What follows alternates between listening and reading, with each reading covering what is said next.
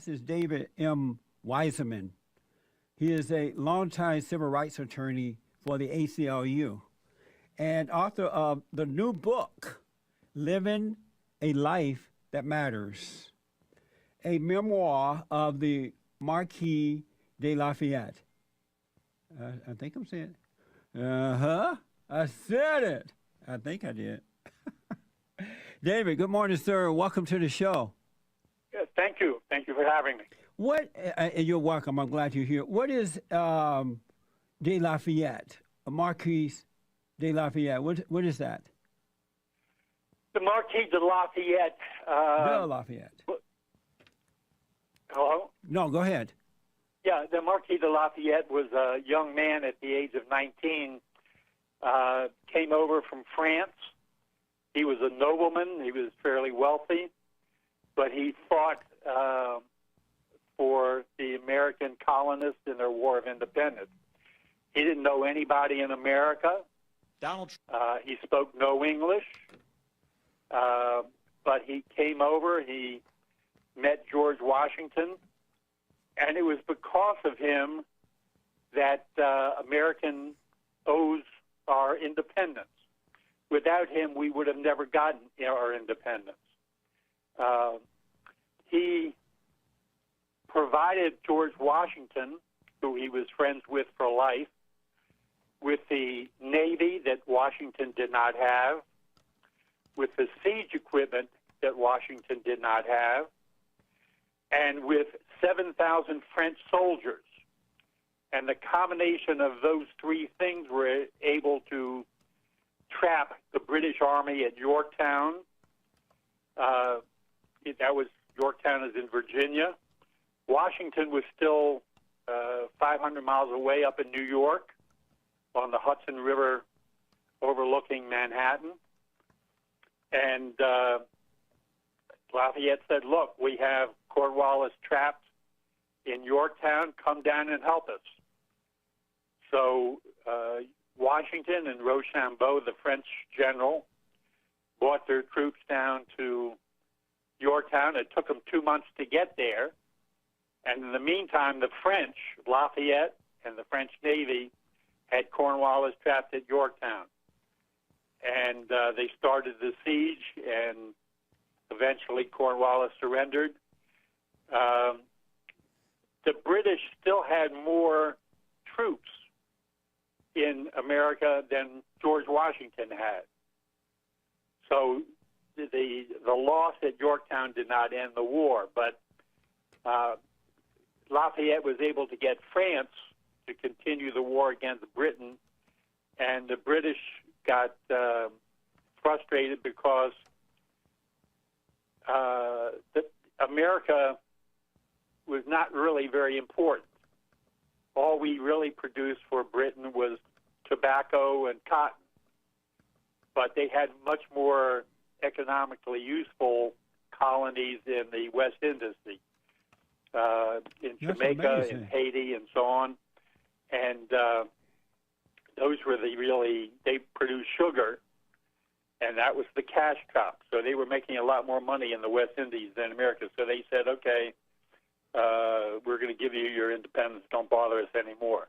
Wow. And they proceeded to continue the fight against France. Somebody said that he was... Lafayette is so important, and our country recognizes that he gave us our independence. And the reason we recognize that, one, he was the very first person we made a U.S. citizen. And in the entire history of the United States, only 3 people have been made U.S. citizens, foreigners. Lafayette was the first. Secondly, there are 38 cities in the United States named for Lafayette. There are 3 subway stations in New York City named for Lafayette. There's a park directly across from the White House in the city named for George Washington, which is named for Lafayette. Lafayette Park, right across from the White House. There's one here in L.A., he's an extraordinary man in American history. There's one in L.A., park, not far from where I live, is Lafayette Park. So I guess that's why they named it that. Some say that, somebody said that he was Che Guevara of America. Yeah, you could, there are a lot of people who have fought for the oppression of others. Yeah. John Brown, Che Guevara. There are a lot of people. He was not unique, but in terms of American history, he was certainly the most important. He is buried in Paris, and the American flag, or the American government keeps an American flag flown over his grave since his burial. So that's amazing. It sounds like he was such a great man, but in this country, he's not well known. Well, he's not, because after he left the United States, he went back to France, and after America got their independence, and he became involved in the French Revolution. And he was one of the leaders of the French Revolution, head of their National Guard, which was their army. And he was the one that designed the French flag. He was the one that drafted the first draft of the Declaration of the Rights of Man and the Citizens, which has been used by the United Nations, still used by the United Nations, as a document which tells other countries who have gained their liberty in South America and Asia and so on. David, because of time, how did he become such a great man? Well, that's an interesting question. I think he became a great man because he had the willpower, the money, the time, the energy, the determination to put his talents as a soldier and as a diplomat into proper use. That's an interesting question. I'm writing another book now about Eleanor Roosevelt, and there's a parallel there because she started off wealthy also, but from a very racist, sexist, anti-Semitic background of New York aristocracy. He was French aristocracy, she was American aristocracy. And they both came on to be abolitionists, to fighting for blacks, and Eleanor Roosevelt fought for Jews, for refugees, and so on. So it's both of the people have a parallel personality in that they had a strong willpower and desire and empathy for other people. I like hearing stories and reading stories about the greatness of human beings, because I believe that most, if not all, most human beings have a greatness in them, within them, but never discover it or live it out. They die without knowing it. Yeah, that's part of it, but there's some people, for example, Paul Robeson. Paul Robeson was maybe the most talented man, a Negro, of course, but he spoke 32 languages. He was an actor, a fantastic singer, but he did not use his talents politically or initially for political reasons. He was basically trying to make a life. He was a lawyer. He was an All-American football player. He was actually an All-American basketball player also. Few people know that. But it wasn't until the Spanish Civil War in 1936 that he became political. And after that, he started using his tremendous talents to help anti-fascist movements, as well as helping the black cause. He was obviously a role model and a mentor for other blacks, but there were many blacks and whites who were fighting the good cause against racism very directly. The head of the NAACP. Well, you're right about Paul. You're right about Paul Robeson. He was a very good actor, a good singer. I liked his voice. I didn't know much about him beyond that, but I do remember him as being a good actor. I want to, we're coming to a quick break here, David. I read that your parents were harassed by the FBI for opening a non-segregated movie theater in D.C. back in 1948. Is that true? That's correct. And tell us about that. Well, Paul Robeson was a house guest of my family, as well as Mary McLeod Bethune and the Negro educator. In 1948... Well, hold that. We'll come to this break. We'll pick up on that on the other side of the break. Living a life that matters. David M. Wiseman is with me, his brand new book. We're going to tell you how to get it in a minute here. David, finish your explanation or telling us about your theater. Your parents opened a non-segregated theater, movie theater in D.C. back in 1948. Yes, in 1948, Washington, D.C. was an extremely segregated city. You might recall one of the events was that the famous Negro opera singer Marian Anderson tried to sing in Constitutional Hall, which was the main auditorium in Washington for singers and musicians, which is where Washington had their opera and their symphony. And she was denied the right. And then she, thanks to Eleanor Roosevelt, she went out to the mall at the Lincoln Memorial, and she gave a concert with 75,000 people attended. But that was the history of Washington, very segregated. So when my parents opened the first non-segregated movie theater, they were subject to all kinds of abuse by the press, by the police, by the FBI. The FBI went around neighborhoods telling people that my parents were N lovers and communists and anything they could say to disparage them. And they went to their insurance companies, got all of their insurance for their cars, for everything canceled. They erected steel barriers in front of the movie theater, supposedly so a streetcar line could be built under DuPont Circle. So that was the type of abuse that the FBI would come regularly to our house and to supposedly question us. It was a really horrible time. Is the theater still there? Is it still there? No, one of the things that was done was that the main movie distributing companies refused to sell to my parents, so they had to get their movies from England. And so it was an art theater.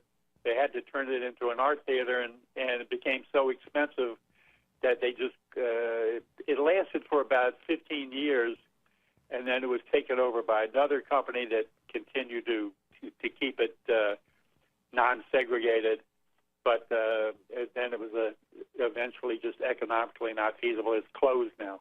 You're a very interesting guy. Reading about you, I wanted to know a couple of things. Do you consider yourself liberal or conservative? I don't like to classify myself like that. I think on issues. If you tell me a particular issue, I'll tell you what I think about it. But I think it doesn't make sense to categorize people. How were you able? You worked for the ACLU. You were an attorney, civil rights attorney for the ACLU, and I think I might know the answer to that now that you mentioned what your parents did with their movie theater. But how were you able to work for? Oh, let me ask this first. I noticed that liberals don't like to be labeled as liberals, but they like to label everybody else as everything else. Why is that? Well, I don't mind being labeled liberals when there's a policy that I'm real liberal about. I'm not even sure what the term means. Does it mean to change one's mind to to help people to follow the golden rule, to be empathetic to people. If that makes me a liberal, I'm a liberal. Well, liberal means to try to make the rest of the world accept evil as good. Wow, that is a very strange definition of liberal. To try to make evil as good, what do you mean by that? For example, same-sex marriage. You would not support same-sex marriage, right? Yeah, I happen to be a father of 8 children and 9 grandchildren.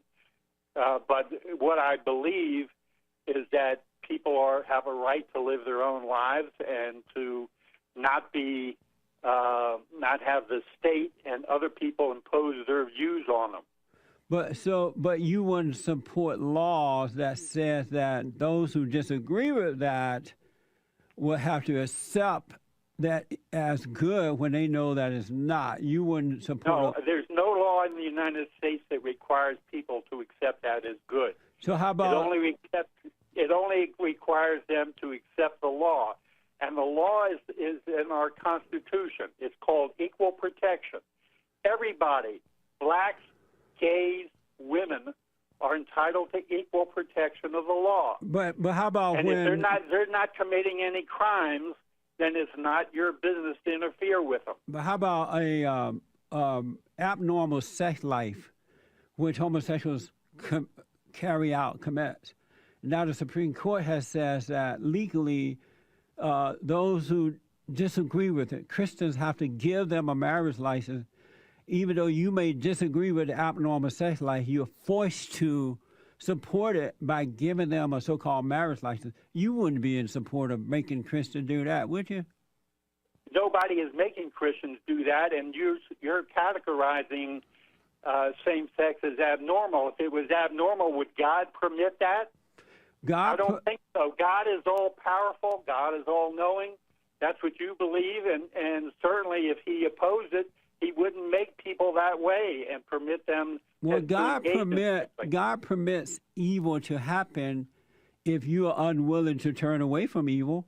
He permits. No, God permits that to happen when the Nazis murdered 6 million Jews. When God permitted it to happen because the Jews would not stand up and fight. Blacks to be slaves. God permitted blacks to be slaves. David, hold on. God permitted the Nazi situation to happen because the Jews allowed themselves to be convinced, based on what I know about it, be convinced to give up their weapons to go along with it. They refused to use the power of God to fight back. That's absolute nonsense. Absolute, historically incorrect. Well, I said what I know. The Nazis in 1936 passed the Nuremberg laws, which made Jews outlaws. But they should have fought back the same as Barack Obama is doing in our country, trying to take away our rights to bear arms. They are now taking unborn children, selling body parts. And the Christians here are just sitting back and not really fighting back when they do have the power to fight back. They're allowing the liberals to overtake them with the laws. But, you're stating Barack Obama has not taken a single weapon away from anybody. Not a single weapon. I defy you to tell me a single case where he's taken a single weapon from anybody. What we've got to stop is the mass slaughter of innocent people all over the place, either by policemen or by citizens going into movie theaters. He hasn't taken, as far as I know, and shooting up people. As far as I know, he hasn't taken away a gun yet that I'm aware of, but he's taken away the rights to bear arms by passing all these laws that restrict the good folks to defend themselves from the evil. He hasn't passed a single law. The federal government doesn't do that. Hold on a minute.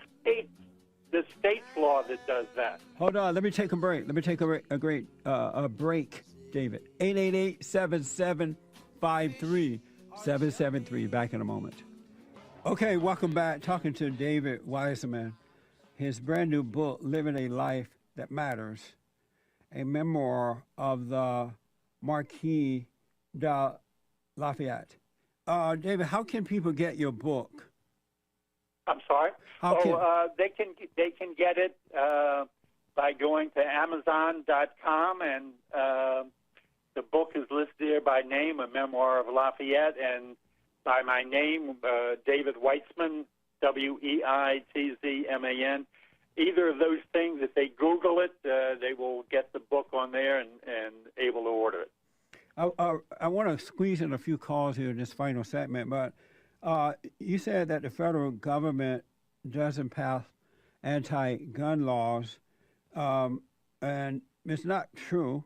The Fed do make gun laws. Back in 1968, federal guns legislation was a huge attack on citizen ownership of firearms.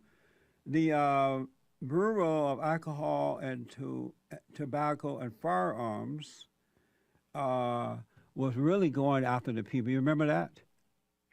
Yes, as I said before, when it involves interstate commerce, then the federal government has a right to intervene, and that's like laws involving sex. When it involves interstate commerce, the federal government has a role.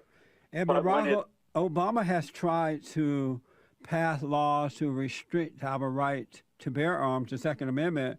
Thank God for the NRA that they have been able to stop him.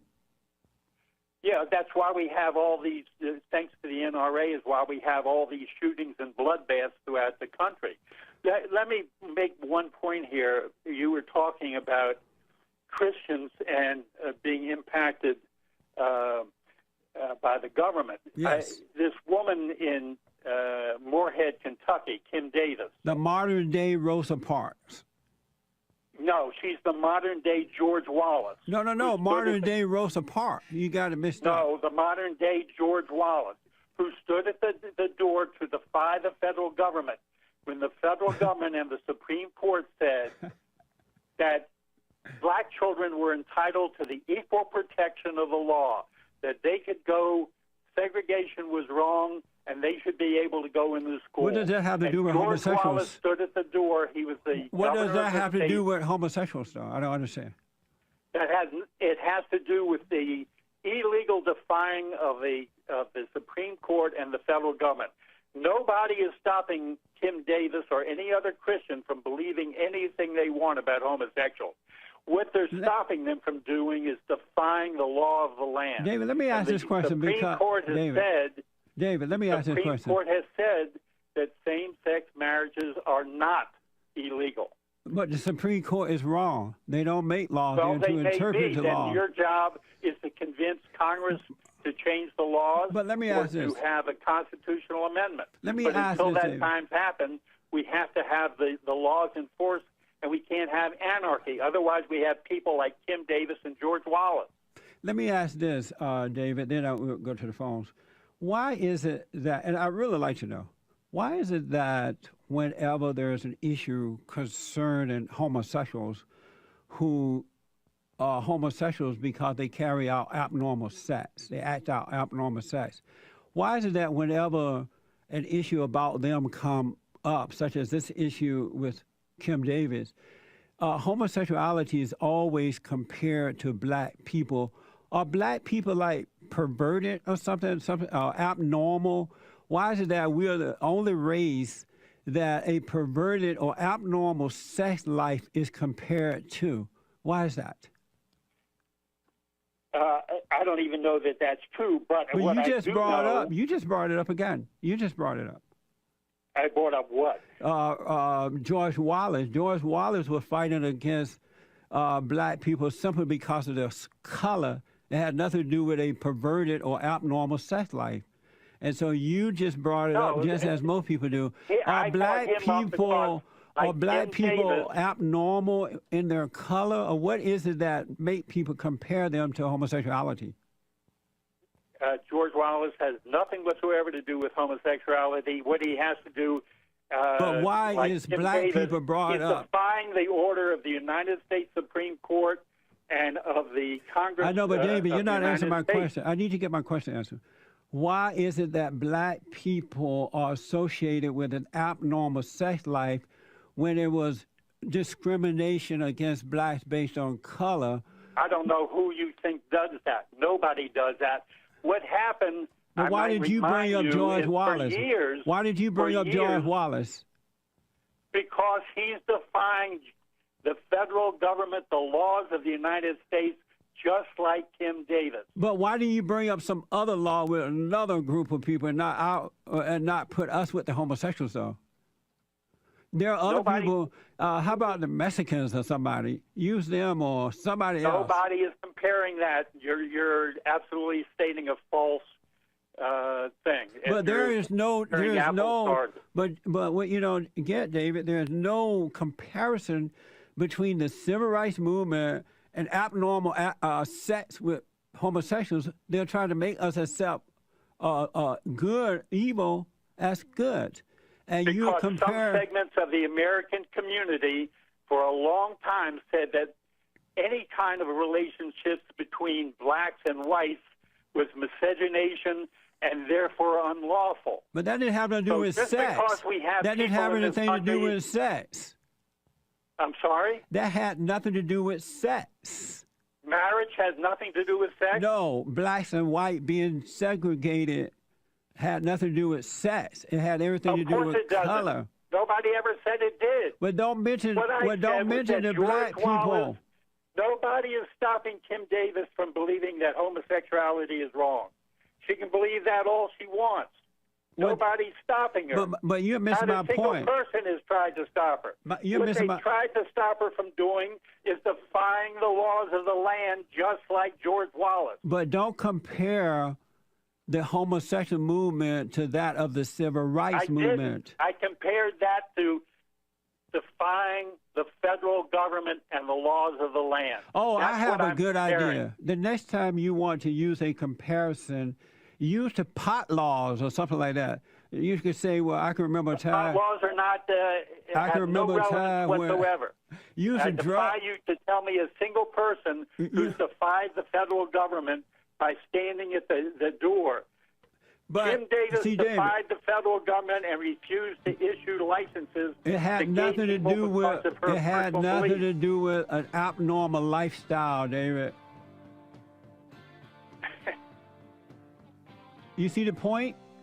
No, absolutely, I do not see the point. You think black people are abnormal? Nobody ever said it did. Are black people abnormal? You keep saying I did, but I didn't. That has nothing to do with it. Are black people abnormal? Nothing. Hold on, David. I didn't mean to keep David on this long. We got to take some calls. 888-7753-773.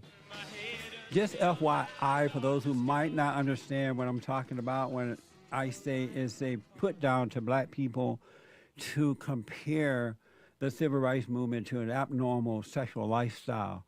I want to make it clear that homosexuality is not about love. It's not about family. It is not about civil rights. All right? Whereas the civil rights movement was based on black people being discriminated against based on color only, something that cannot be changed, the color that is. Also, so when people compare the civil rights movement to homosexuality, they are saying that black people are no better than homosexuality itself, an abnormal sex life, that they are no different than that they are less than normal.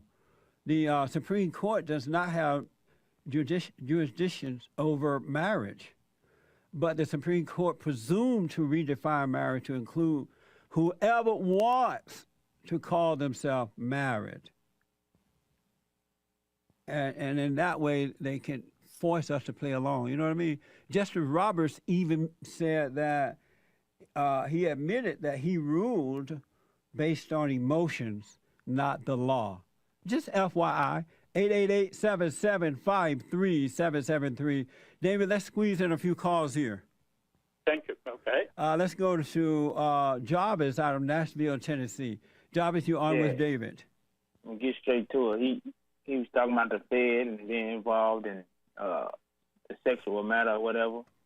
It's odd that he said they shouldn't be involved, but they went to those people to try to get approval. Once you let people in, such as the federal government, you allow them to be able to regulate you then. So if you don't want them in your business, why go to them to get permission to do such a thing? Number two, don't you ever in your life use black people when you talking about them kind of people, because it never will be the same, and you will never be able to compare that. And if I was you today, learn your lesson today and never do that again. So, It's dangerous. David, do you understand that it's a disgrace to black people to compare them by bringing up the silver? Compare them. That is absolutely wrong and false. I will not allow you to keep saying that. Hey. You keep repeating that, and it keeps We heard you, repeating man. a falsity. No, but when you bring up, what you just said is not true. when you bring up, when I you have brought never up, compared that. I will not compare that, and I won't accept it. Listen to this. When you said something about her being George Wallace, technically Yes, speaking, they're her both. state. What I compared that they're Hold on, both David. defying the federal government. hold on, Look, David. listen first, man. Let him finish the Listen, point. Technically speaking, she did not break a law. Her state constitution. Technically speaking, she did break a law. She was ordered by a federal judge to issue marriage licenses The federal to government people. does not make laws for the state. You just said that on the as it pertains to guns. You just said that. Because the federal, See, now you're the going Supreme back. Court of the United States, our highest court, has found that gay people are entitled to the same marriage Didn't you rights. just say?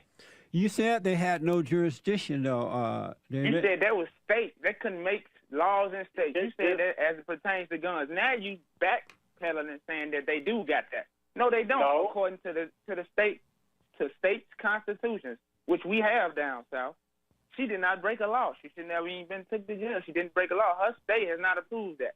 Period. Just So like in let Tennessee, me we explain voted to you. against So it. you're saying that if the United States government, in the case of Brown versus Board of Education, There you go. that's right. There's a difference between bills and legislation But David, coming out of Congress. and the David, United that's about States black Supreme people Court. still. David, wait. See, that's where the racism come in. Is don't get now, once again, you're using a law that affected black people based on color when you're talking about No, an I'm explaining abnormal. to you listen, the difference listen, though. in our constitutional I know, but listen, system. listen, but you're Neither doing one it. of you are lawyers. David. Neither When one the of you last time- understand when the the last time- Constitution. But David, you're There's a doing it. Hold on, separation guys. of power Hold on. between David, the David. judiciary and the executive branch and David. the legislative branch. David. And laws that come out of the Put that legislature dude on mute. have to follow the Constitution. And But- laws must have some kind of constitutional basis. But don't blame, to don't impact bring the up, state. don't bring up the constitutional rights of black people when talking about an abnormal sex life such as homosexuality. Nobody brought that up involving our He didn't. normal sex Yeah, rights. you keep doing it. Then you don't know Absolutely, he they got did not. Alzheimer's or something. It's simply you don't understand. I'm saying to you that George Wallace defied federal law, just like Tim Davis did. Do you agree Nobody's that preventing Tim Davis from believing David. whatever she wants? David, let me if ask. she wants to believe homosexuality David. is wrong, David. that's her privilege. David, let me ask real But- fast. David, hold on. Do you believe that homosexuality is an abnormal sex life? No, because if it was abnormal, they wouldn't be doing it. Oh, God man. gave So them is the it feeling that- is it abnormal to rape Do children? you know anything about Is it Caitlyn abnormal, Jenner, who was- David? Did you know that about David, is it Caitlyn Jenner, who abnormal was for adults to rape children? I'm sorry, what? Is it abnormal for an adult to rape a child? For an adult to rape a child, of course. But why is that abnormal? They are doing it. You said that homosexuality is not abnormal because they are doing it. Where they are raping children, why is that abnormal? Who says homosexuals are raping children? No. I ask you, David. I ask you if you believe that homosexuality is an abnormal lifestyle. You said no because they're doing it. Am I right? If it was, Give me a yes or no. Did from you their say point that? of view, it's not abnormal. No, David. You said don't know what he's no. talking about. David, you said no because they were doing it, right? I'm saying that to them it's not abnormal, yes. How about to To me, you? it is abnormal. Who the hell are you? To them, it's not abnormal. Thank you, guys. They do it because they David, have to thank do you. it. They don't have to do it. David, thank you so much for being on with me. I enjoy talking to you.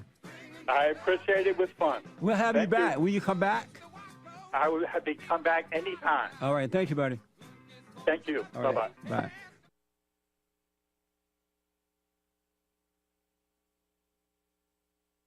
You see this amazing T-shirt? Oh, the wall going up. The wall going up. It's in our store. And Nick, James, and Joel is here. Joel, he black. They're going to tell you how to get the shirt. Nick, what type of shirt you have on there? Amazing Tar Baby. It's available right now, in fact, at rebuildingtheman.com/stores. And I'm an amazing tar baby. Who would have thought that I'll be liking the name one day? And yours, James? Mine is Tom Like a Mug with Jesse Lee Peterson. Very nice. Beautiful shirt. So the white man Tommy. And we know that black is beautiful. It ain't that beautiful. That we only sell it black. We have all different colors. And Joel, what do you have on? He black? I got the Stop Having Sex Out of Wedlock shirt because you don't want no babies without being married. Without having sex. And so Joel said, you got to stop having sex. You can't have no baby without having sex. What a mess. So we really, really appreciate your support. If it wasn't for you, there would be no us. So thank you very much. And again, go to rebuildingtheman.com/stores. amazing. Oh, the wall going up. I wanted to talk a little bit about fear. Everybody and their mama has fear. And we've talked about fear before and how, and I'm not talking about practical fear, meaning walking across the road. Before going across the road, you look both ways.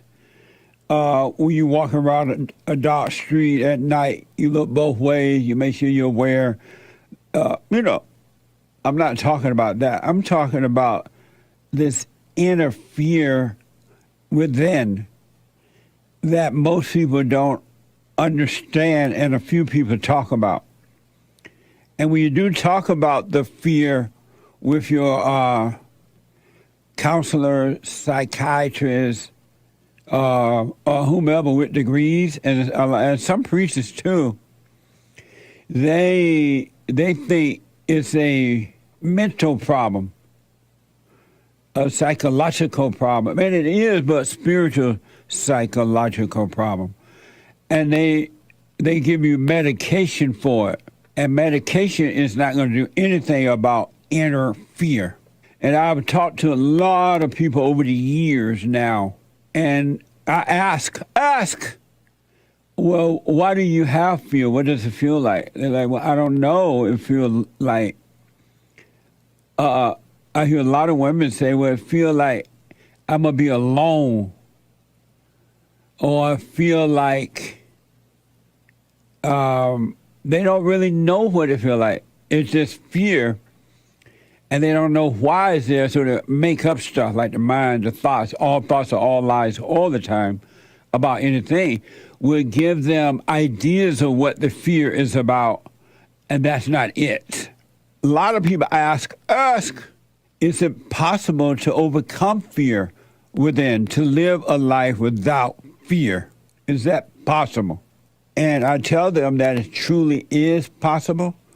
And when you really, really smoke on it, when you think about it, when you really think about it, not with the imaginary thoughts, there is not one thing in this world that we should have inner fear about, the fear from within. No matter where you go, no matter what happens in your life or what you've done or not done, there is no reason, there's never a reason to have fear. So where does fear come from, and why is it difficult for most, not all, but most people to overcome it? Why is that difficult? And some people say, well, they have fear of getting up speaking in the public. They have fear of, some say they just don't know what it is about, where it came from, or why they have it. Some people say they have fear of walking into a crowded room by themselves. All kind of reasons, right? But I ask, where does fear come from? And they don't know. And how can you overcome it? And they don't know it. I totally understand it. The one thing I do want to tell you, that fear is the cousin or child of anger. It's the same spirit. And if you notice, whenever you have a thought about anything, and if you don't let that thought just flow through like watching a TV show or something, that thought will fall into the emotions of fear. But if you didn't hold on to the thought, you could not have the fear. You couldn't have the fear. And people are afraid of the economy going bad. They're afraid of if a hurricane come in, they run to the store and buy up everything. They're afraid of not having a family. They're afraid of not getting married. I hear that a lot from men and women. They're afraid of something. And I ask, why are you afraid of that? They don't know, but what reality is, they believe the thought about those things because they have been trained and taught all their lives that those things were important. And if you don't get those things, somehow or another, you're not going to be able to have a life. I hear a lot of people say, well, I'm getting old. I didn't think I would ever be able to have children. And they fear not having children. When they have children, it's just problems. And it doesn't take away the fear. Where does fear come from? Most people can't even answer that. Where does it come from? Who nature is fear? Is it of God or is it of evil? Is it an unrighteous nature or a righteous nature? But it's interesting in that everyone has it. And there are some people who are starting to wake up and they are overcoming that fear because they're discovering and understanding how to overcome it. And then secondly, fear, that inner fear that you carry around with you, it's not even real. It's an illusion because it comes with thoughts and emotions. And thoughts and emotions are an illusion. Though you feel it in your flesh, in your body, it's an illusion. And the only way that you're going to overcome this thing, this fear, you got to see it for what it really is. And the only way you're going to see it for what it is, you got to pay attention to what's happening in you because it's in you. It's outside of you, inside of others, but what you feel, what you experience is inside of you. And fearful people will impose their fear on you. If you're not aware of what's happening inside of you, they're imposing on you because they're trying to find some kind of way to handle the fear that they have. And they're dumping on you and feel better, or force us to feel better temporarily by thinking that they have hurt you. Fear within is evil. It is not from God. God does not give us a spirit of fear. And this is why I want to encourage you, continue to encourage you. You got to work on you. I don't care what's going on outside of you. It's what's important. What's important is what's happening inside of you. What's happening outside of you is not important. And I've talked to so many people, ran into so many people, talked to so many people who worry, who have fear, who worry, and worry is fear, about not having material things. Or if they have some things, they are worried that they won't have enough or many because they have compared themselves to others, what they have or don't have. I remember growing up in Alabama on a plantation down there. We lived in a tin-roof house, and it was one bedroom and then one living room with a fireplace and a kitchen. That's it. Had a front porch, and the bathroom was outside. And in the bedroom, that's where my grandparents slept. And then they put beds in the big front room there, with the living room, and that's where we all slept. And then we had a kitchen with a wood burning stove. And while growing up, I never once considered myself as being poor. It didn't cross my mind.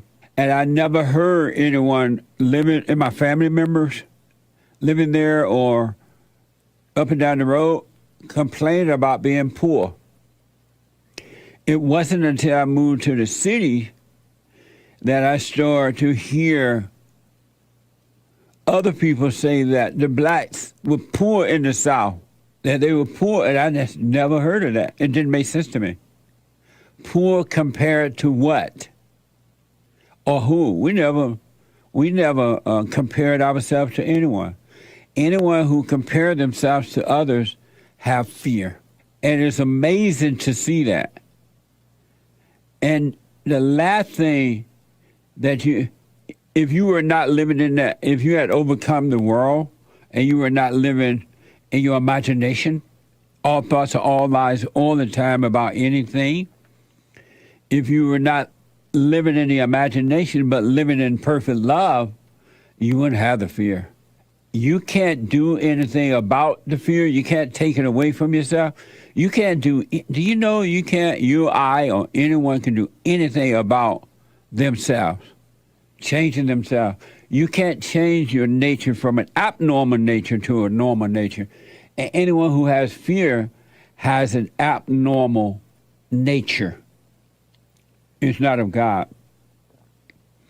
And when I moved to the cities and started hearing all these civil rights people, quote unquote, talk about slavery and black people and this and that and comparing them to the white people and wanting affirmative action, I realized they were doing that to control the blacks. They were doing it to keep the blacks angry by making them believe lies that blacks had it rough because of slavery and that the white man always had more, and so you need to take the white man's stuff.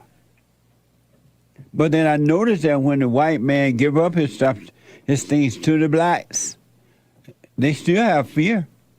It doesn't get rid of that at all. I would encourage you, do what you want to get to know yourself so you could overcome the fear.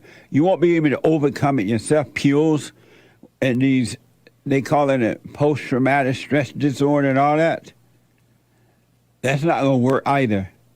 You got to see it for what it is, and then seeing it will cause you to overcome it. And don't worry about what you're going to eat, what you're going to drink. Don't compare yourself to others. In Matthew 6, it says, do not worry about your life. Think about that. And how many of you are worried about your life?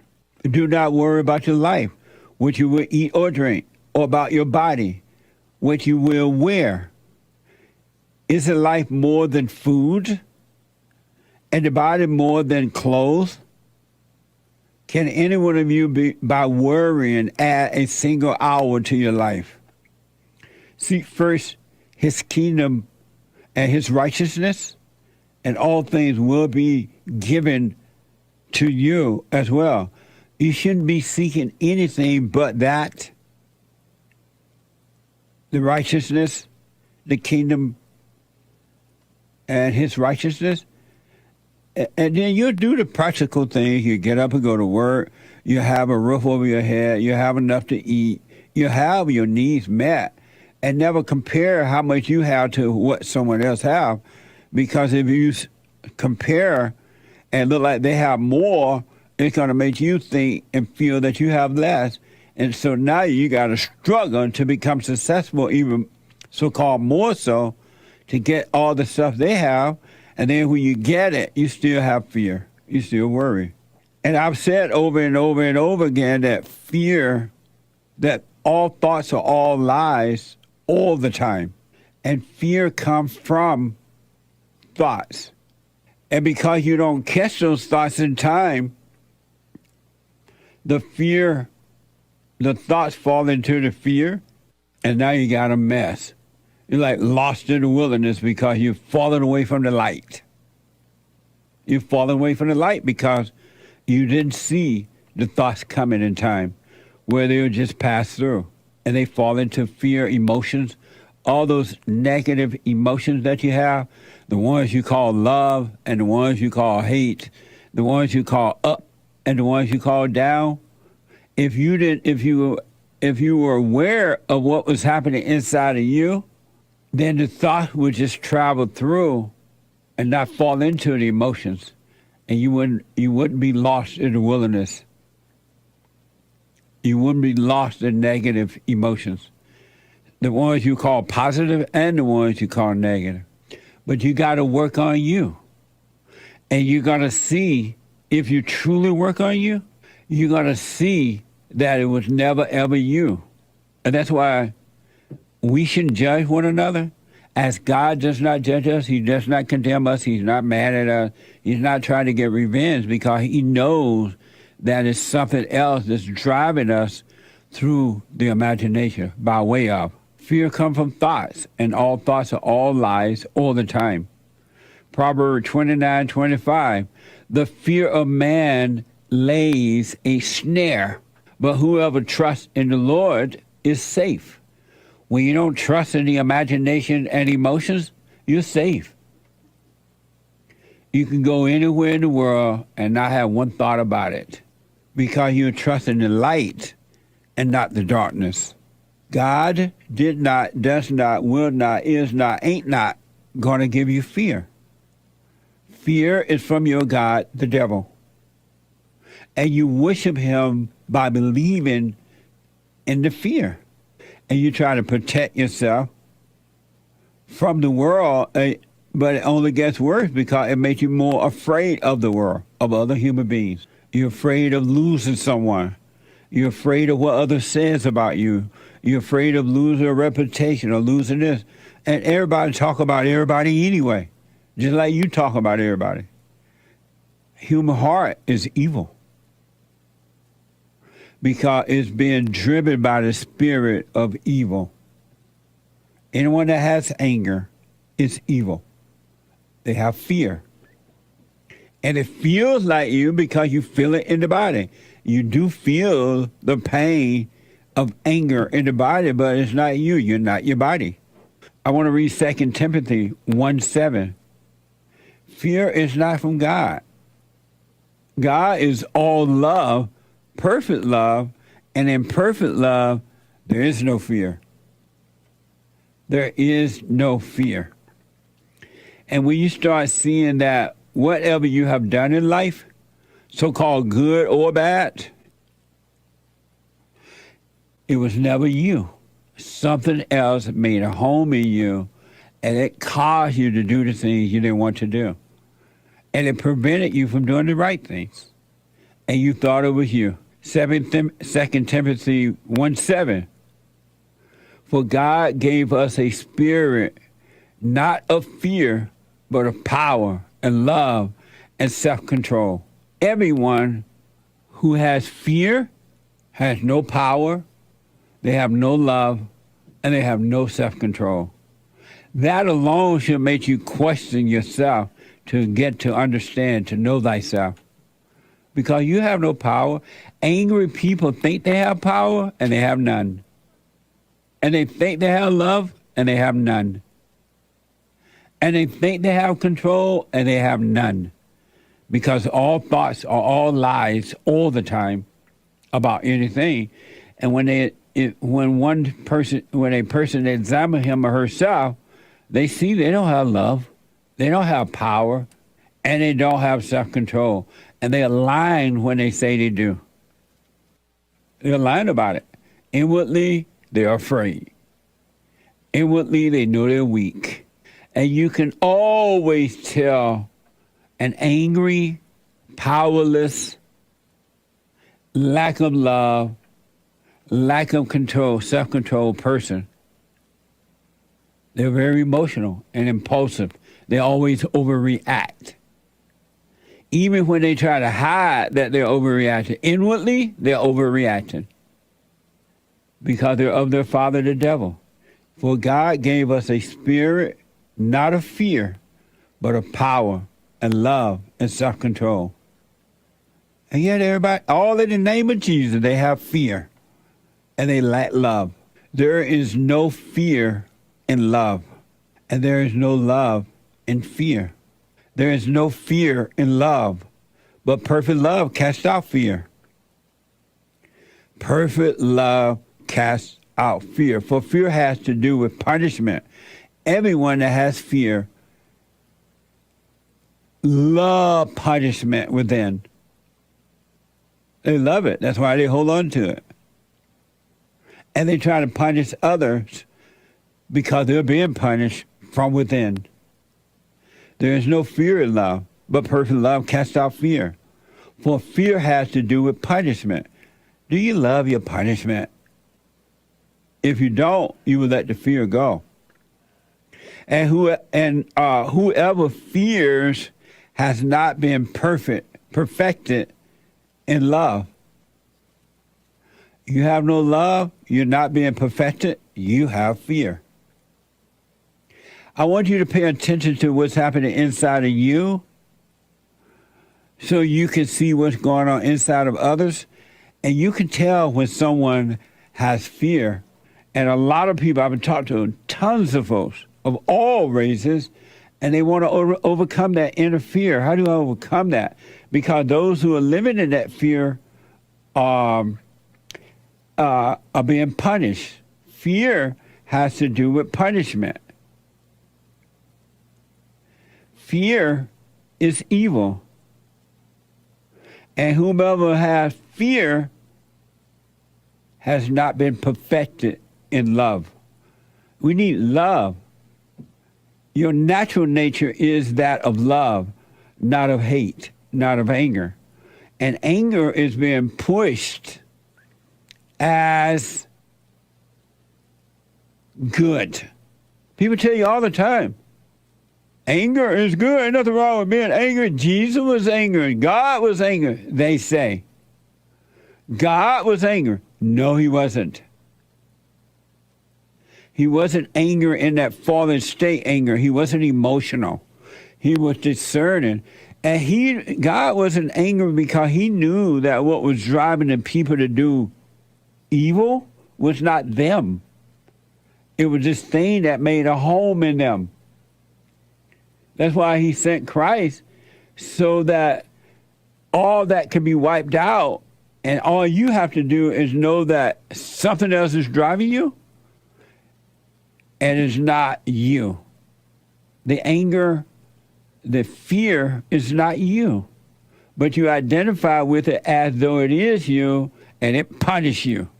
And then you want to punish others because you're being punished in your world from within. It starts with you, and it ends with you. And you can overcome fear by overcoming the false identity of it. Forgive, and then you will be forgiven, and you will stop thinking that you are these things. You're none of the things. You really are not. And some people are getting it. Most won't, because they love to be punishment. They love their punishment. They love feeling like victims. They love trying to victimize other people, putting their hell onto others. And they work overtime to do it so that they can get a false sense of life. And just a few things about this fear thing. Just be aware of the fear. Don't deny that you have it. Denying that you have it is not being aware that you have it, right? And if you're not aware of it, you're not going to overcome it. The awareness of it is the light shining on it, and it'll get rid of it. Admit to yourself. You don't have to tell the world, if you don't want to, that you do have the fear. Look at the fear inside of you. And it's not anyone else's fault as an adult. Isaiah says that, and again, I want you to be aware of it. Do nothing else about it, because it's spiritual. It ain't nobody's fault but your unwillingness to forgive, to truly see that you're wrong, and die from the ego death, which is anger and fear and imagination, thoughts. All thoughts are all lies. They're not yours. And these people who think that they have a will, you've been deceived. You don't have a will. If you do have a will the fear away from you. Will yourself to have perfect peace. That's another lie you've been told. And you're fighting to do it and only getting deeper into it because you have darkness fighting the darkness. But when you give up, the light will fight the darkness. And it's not even a fight between the light and the darkness. The light will destroy the darkness just like that. Isaiah 26:3. You will keep him in perfect peace, whose mind is stayed on you, because he trusts in you. Keep yourself set on what's happening inside of you. Watch it. And Psalms 4:4, tremble and do not sin. Meaning don't hate, don't overreact. Tremble and do not sin when you're on your bed. Search your heart and be silent. Let go. You can't change it. You've been trying all your life. Like I was talking to the caller earlier. He's been fighting all his life and he's still looking on the outside. Has 6 children, according to him. His wife took them all except one, turned them against him. She falsely accused him. Now the people think what she said about him is true. And he think finding a good woman going to do that. No such thing, by the way. And if he found a good woman who has overcome evil, she's not going to be able to change him or his situation. It's in you and it's up to you. And one of the most well-known verses about fear is in Psalms 23. Remember this? Beautiful. The Lord is my shepherd. I shall not want. This is deep. He makes me to lie down in green pastures. He leads me beside the still waters. He does. He restores my soul. When you overcome anger, that's what happens. He lead me in the pathway of righteousness for his name's sake. You're not in control. He's doing all this. Though I walk through the valley of the shadow of death, the death of the ego, the thoughts that make your hair hurt sometimes, the emotions that make you want to cry, make you want to die, the fear, the punishment. It's the valley of the shadow of death. I will feel no evil, for thou art with me. And he is with you, folks. He's leading you through the valley of emotions, of thoughts, of fear, of so-called sadness, loneliness. But you got to be willing to shed it. You got to be willing to stop identifying with it and die from it spiritually. Though I walk through the valley of the shadow of death, and most people are afraid of that because they think that they're dying. If I die from that self, who will I be? Who are you with that? Who are you holding on to the valley of the shadow of death, holding on to the ego? All these false identities thinking that is you. It's not you. You're not your job. You're not your reputation. You're not an alcoholic or drug addict. You're not a homosexual or lesbian. You're not a drug addict. You're not a murderer. You're not a rapist. You're not a child molester. You're not racist. You're not white supremacy or anti-Semitism or Allahu Akbar-ism or Debbie Dad-ism. You're none of the isms. They're all fake illusions that the children of the lie put on you to cover up the devil so that they can control you. They raise a lot of money using fear. They throw out those words like hate crime and this and that, and the people are afraid. They dish out the money. That's what the so-called black civil rights people do with their little movement. Racism, it's racist, it's slavery. We got to represent you. And they take your money. because now you are afraid.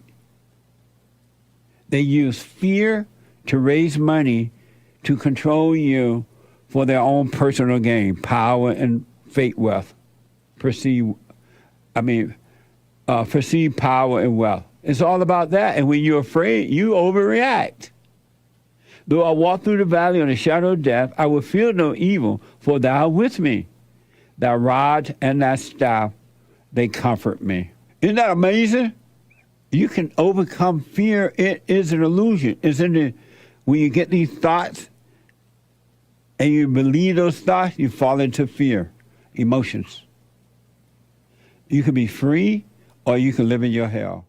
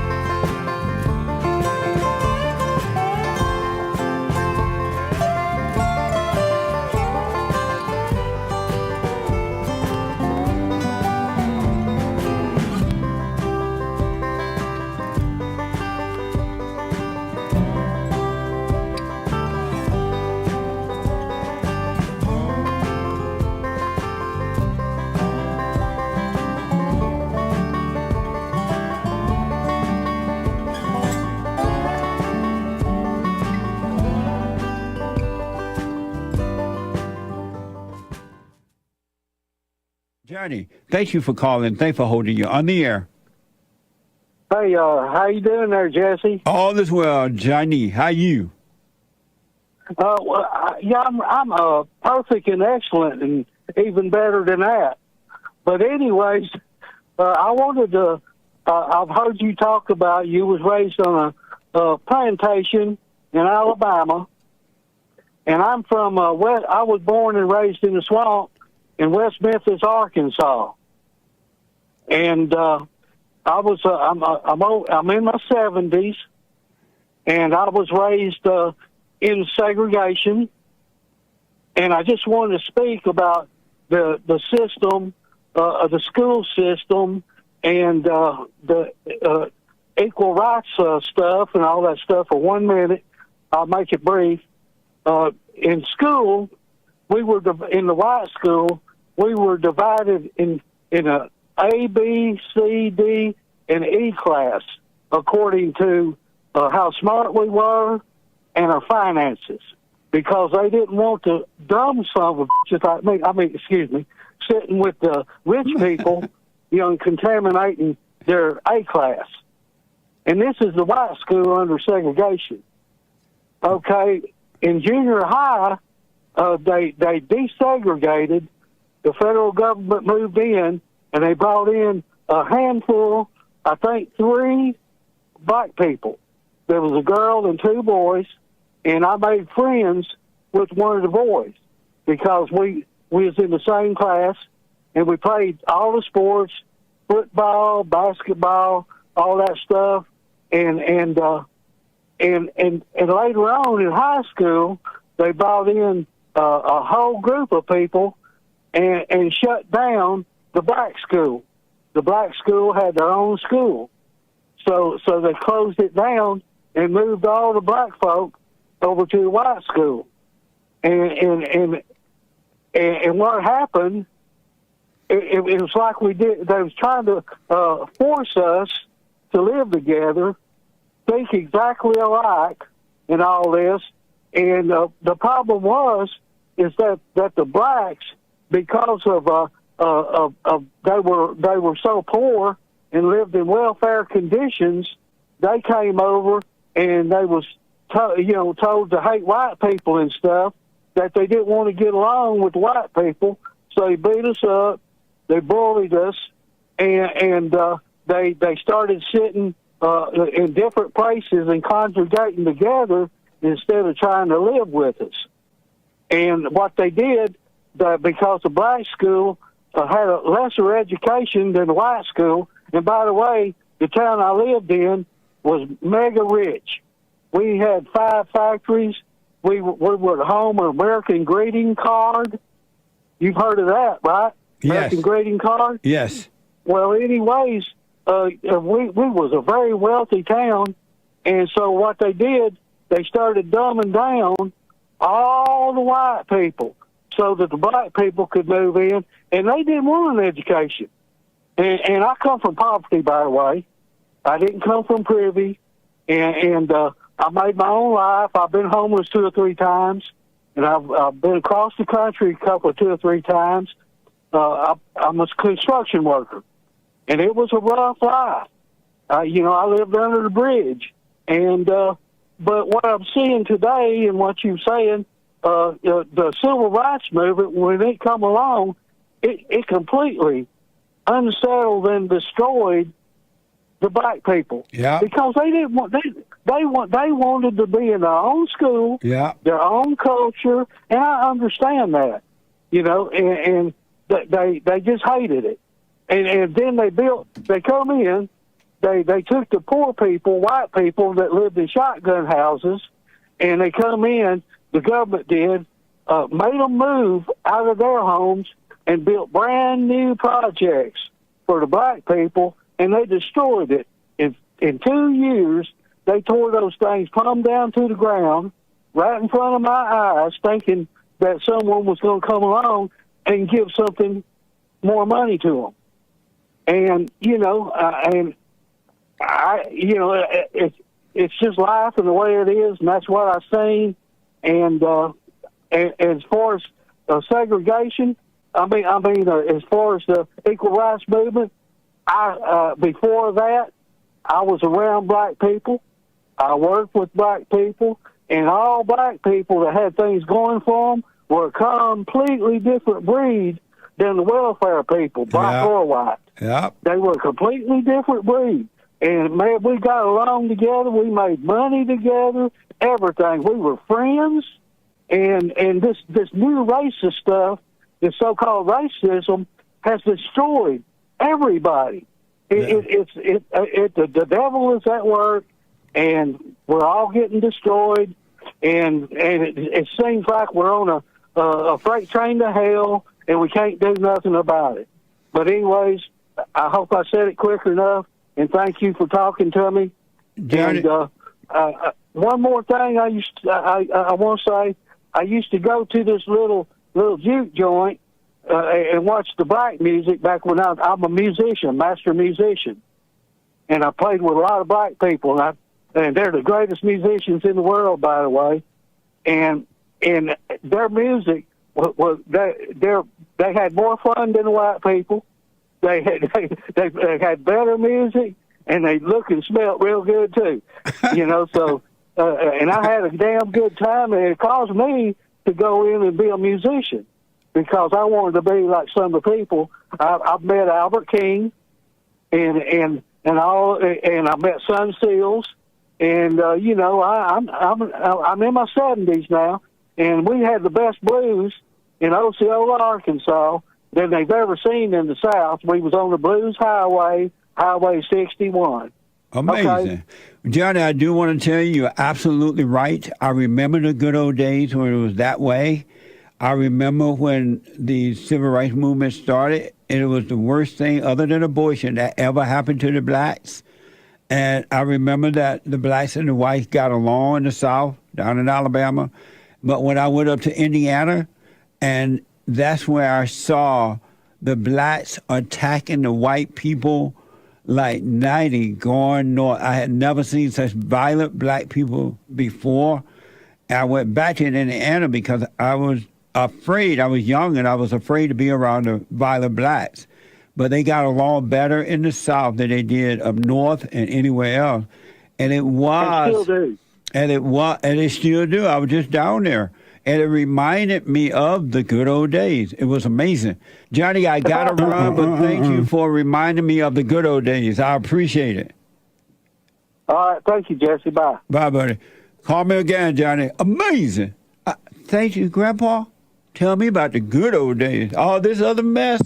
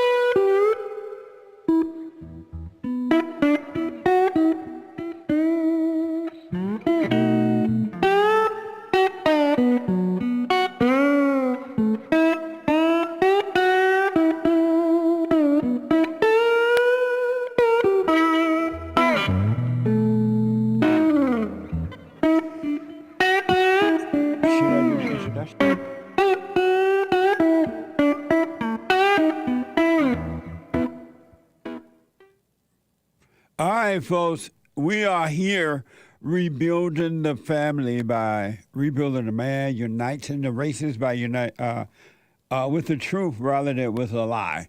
You can get involved by calling 888-7753-773, 888-77-JESSE, JESSE, Jesse. And also, we have every type of way to listed that you can watch and support the show listed on jesseleepeterson.com/show, jesseleepeterson.com/show. And also, if you're busy this morning, you can listen to the show while doing whatever it is that you're doing by calling the listen line at 641-793-1500. 641-793-1500 on your iPhone or iPad. And don't forget to follow us on rumble.com, and cozy.tv/JLP, cozy.tv/JLP. All right? Like, follow, ring the bell, subscribe, and all that. All right? And you can, to donate and have your comments read out loud, you can go to buymeacoffee.com. buymeacoffee.com/JLP Talk, rebuildingaman.com, and Bond JLP Talk. My biblical question for this week: when you don't know what to do, why do you distort it by doing something? When you don't know what to do, why do you distort it by doing something? Why? So that's my biblical question. It is Tuesday, and every Tuesday is Country and Western Tuesday. All my thoughts, well, they've all been lies. They let me down every single time because the devil's been making homes inside my head. The good, the bad, the glad, the sad. If I could let them all go and give them to God, well, maybe he'd take this anger from my soul. And I'd shine like a light that's too bright to see. And I could lean on God so he could lean on me. Forgiveness, righteous, perfect peace. Amazing. So, what's going on, folks? Besides being black, we're having some technical issues. And so we were running around trying to get it working. All right, so we were putting in new stuff, and you know how it is. Whenever you put in new stuff, there's always a little something you got to adjust. And sometimes you don't find out until during the show, but that's what's going on. It's technical issues. And we have a black engineer, just FYI. He's black and white. And so sometimes the black part kick in. Once in a while, then we have these problems. Just FYI. But that's what's going on. I am going to get to your super chats and phone call, but my producer asked me a very interesting question that I think I'm asked a lot by other people. I hear it a lot. And I thought it was so deep that I asked him to come in. We were going to do it in the very first hour this morning and kind of discuss it and hear from you about it and whatever. All right?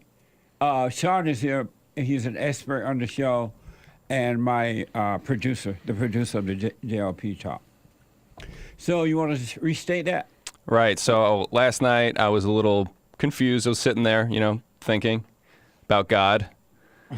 Just thinking about God. And thinking about the Lord. And these two things I was thinking about didn't really match up, so I was a little confused. I was thinking about how you say that, God will let us suffer.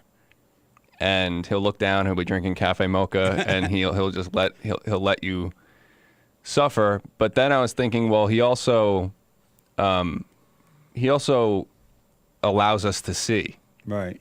So I couldn't really match those things in my head. Like, well, does he allow us to suffer or does he allow us to see? Because if he's allowing us to see, then he's not really letting us suffer because he's allowing us to see.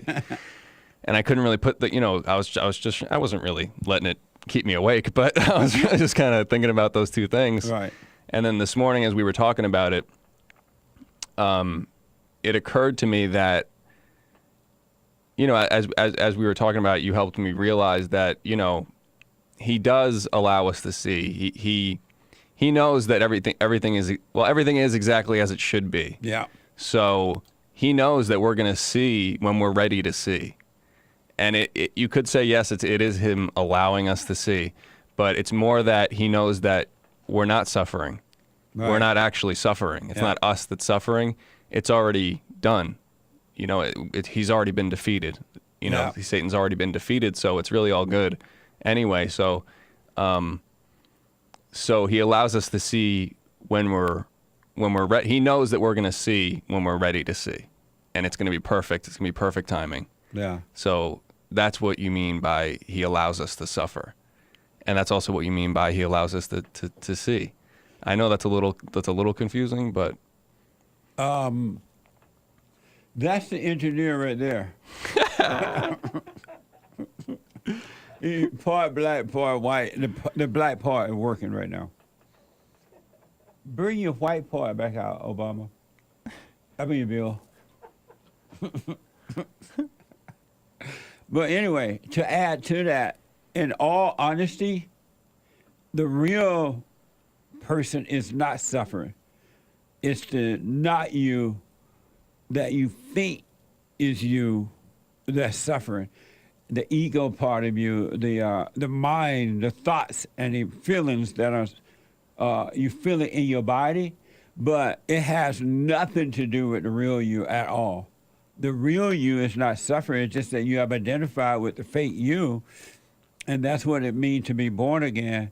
You need to die from that fake you, but you're only going to die from it when you start to realize it's really not you. right. It's not you. And so God is not causing or allowing anyone to suffer at all, because the real you is higher consciousness. The lower you that you think is you is lower consciousness, and that's what everybody reacts to. Right, because he already sent his son, so it's already done. And then It's already and then they blame it on God. Why God letting me suffer? God is not letting you suffer. You're not suffering because, as you just said, we're not. Christ has taken care of everything. There's no reason to suffer at all, and that's why when you forgive, because it's the forgiveness that it's the unforgiveness that causes the overreaction to everything, and the overreaction to situations in life gives it gives life to death, meaning that it gives life to the false you. When you get mad, when you overact, when you think you're lonely, or you have a reputation, or you're your job and all that mess. Yep.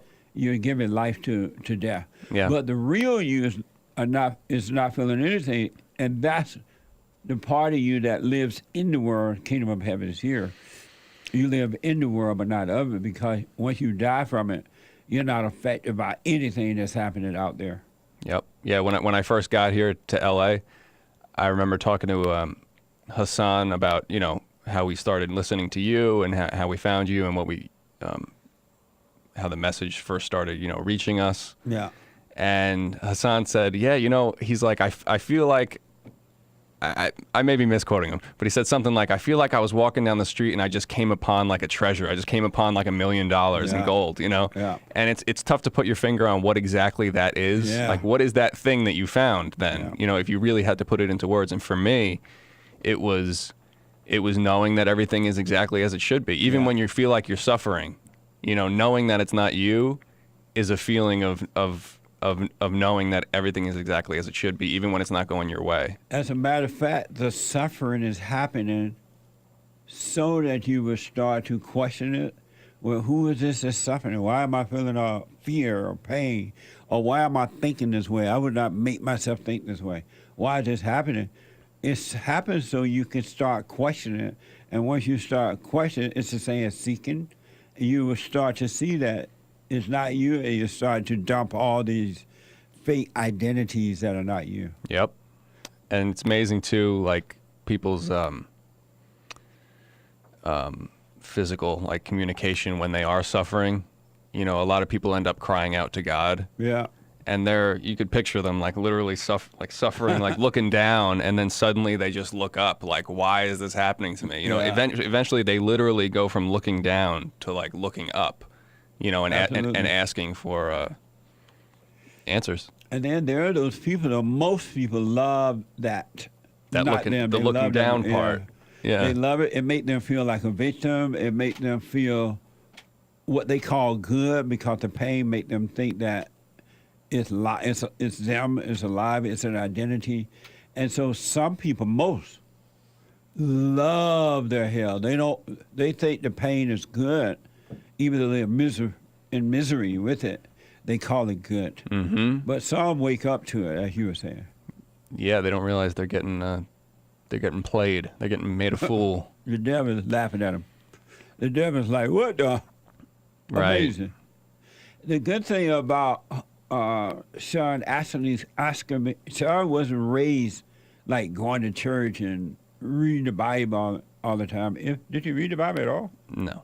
He wasn't raised like that. And so all this is like really waking up without so many false identity about God Right. and about this and about that and about that. Right. I mean, my parents are Catholic. You know, they went to Catholic school. I'm sure we had a Bible in the house somewhere, but we didn't. Somewhere. We didn't pray at. We went to church for weddings and for funeral services, or wakes, I guess. And I did get baptized, but like I said, we didn't go to church on Sunday. We didn't really talk about it. I mean, my parents do have their own personal relationship with God, but it wasn't really discussed. Right. They just kept it to themselves. Oh, really? Yeah. And did they Hail Mary? No. They didn't do the Hail Mary, No. Mother of God. No, Lord have I've mercy? seen them do the cross. the cross, Nice. the cross, but we were more just culturally Catholic. You know what I mean? yeah. Like we are Irish. We identify as being Irish Catholic, even though I'm only like a third Irish. It's the Irish country Catholic or something? Well, that's a big debate in Ireland. The old country, the southern part of Ireland, Right. is Catholic, but the northern part is still attached to England, so they're like a Protestant Irish. Oh. And they've been Oh. warring with each other, a lot of violence, a lot of conflict. Over that? Yep, in Ireland. Really? Yep. And you know that big cross with Jesus sitting on top of a real tall mountain somewhere? Is that over there in Irish? No, the one you're thinking, Ireland? there's two of them. There's I think there's one in Brazil. There's one in yeah. Portugal, I think. Oh, okay. That's not in Ireland. No, there are, I'm sure, some Right. things like that in Ireland. I did. Okay. I went to Ireland once. It was very, You did? Yeah, it was You beautiful. felt at home? I did. Did you go to the northern part or the southern part? Southern part. Oh, you did? Yeah, where my family's from. But you know what feels most at home about Ireland is the weather. You know what I mean? You start experiencing the weather over there, and it's like it hits you somewhere deep. It's cold? It's wet and cold and windy, and it'll be, sun is shining one moment. 20 minutes later, it's pouring rain. 20 minutes later, it's like misty. 20 minutes later, the sun's shining again. Well, no wonder. It's just up and down and very no wet. wonder white people love cold, bad weather. I know. These last few days when it's been turning cold, Yeah. I'm like, I'm at home. This is great. And so Hake must be Ireland. He's Scottish. I think he's more Scottish. Oh, yeah. And they love cold weather even more so? Yeah, they're both similar areas. So it's just that misty ocean mist. Hate said, no wonder the Irish are so belligerent. Yeah, you got to drink to keep yourself warm. Oh. Man, amazing. Thank you, Sean. Yeah, you're welcome. Hake says Scotland is pettier than Ireland. Well, Scots are known for being He cheap. heard. They're known for being very frugal and cheap.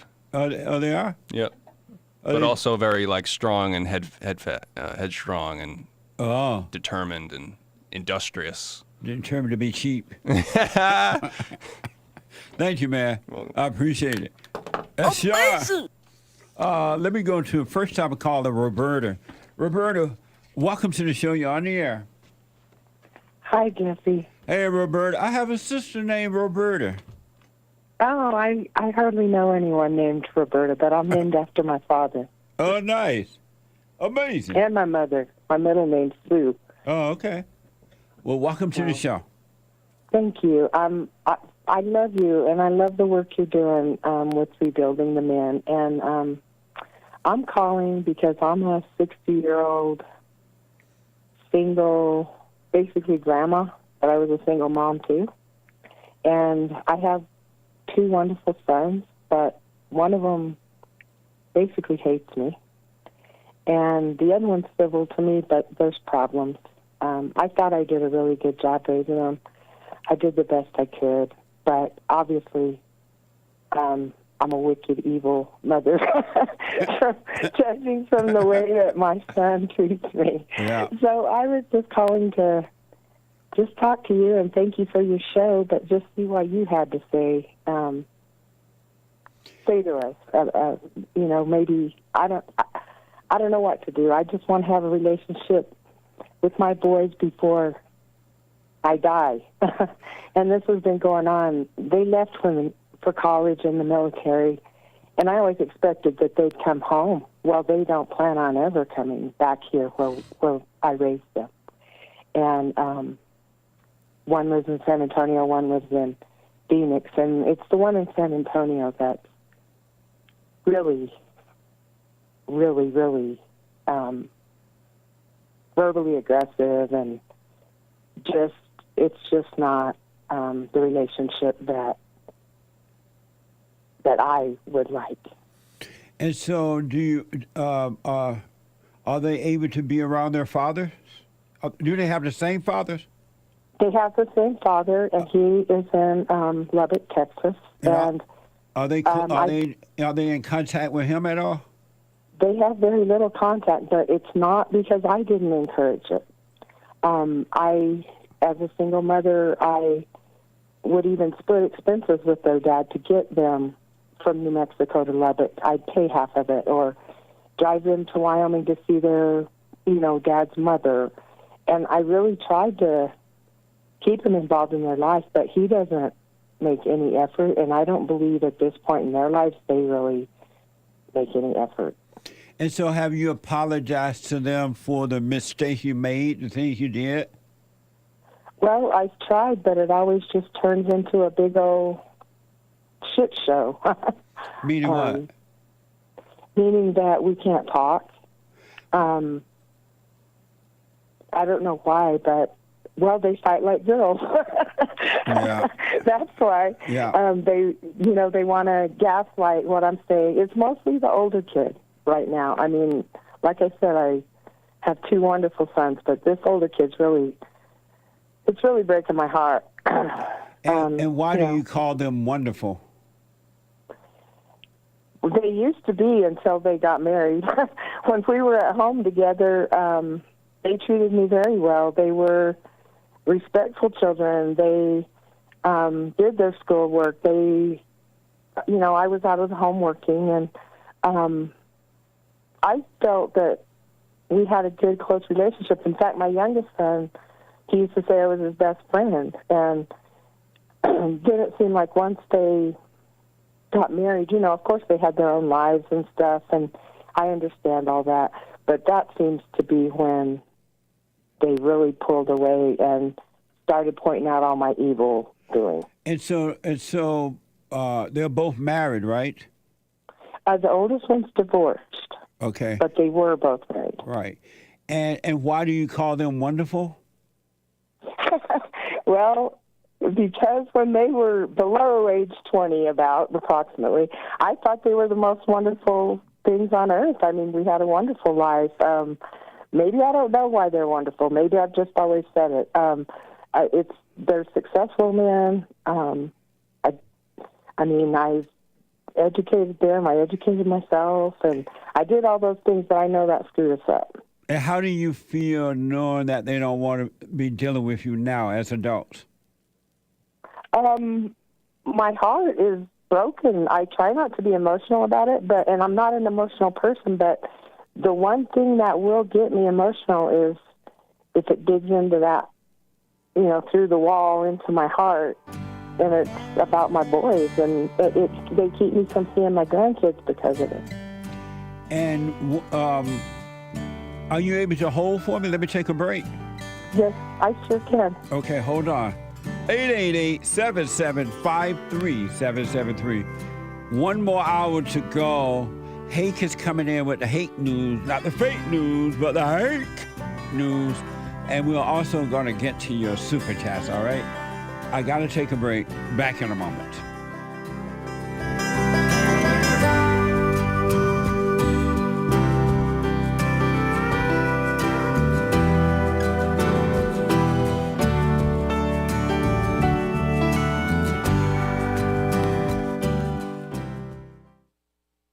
You can't run from evil within yourself or outside of self. You got to deal with it. and you need good in order to deal with evil. And God is good. You need to return to the Father, and you'll see within you, he will fight the battle for you. And he will fight it without, because he will show you how to deal with it, and you will have no fear. Love God with all your heart, all your soul, all your might, along with nothing else. Nothing else means yourself, your children, your wife, your things, your ego, your reputation, and all that. You can't care about any of that. The children of anger will use it to control you. But if you love God, he will renew your mind, and none of those things will be before him. And so when they go after you, oh, well, you may take my body, you may take my things, but you're not going to take my soul. And that's a true reality.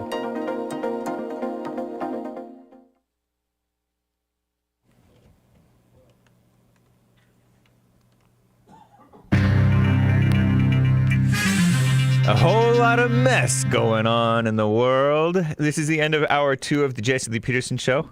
It is Tuesday, October 3rd, 2023 AD. Country and Western Tuesday continues into hour 3. Back to your calls, ladies and gentlemen. But first, Hake news, not fake news. After the Jesse Lee Peterson Show, the Hake Report. And after Hake, American Anchor Baby at noon Pacific time today. But before that, Joel Friday TV right after Hake at 11 Pacific time on Tuesdays. Nice on YouTube. Check it out. That's the JLP Network. You can find links to all of the JLP Network hosts by going to jesseleepeterson.com/show and looking at the network section.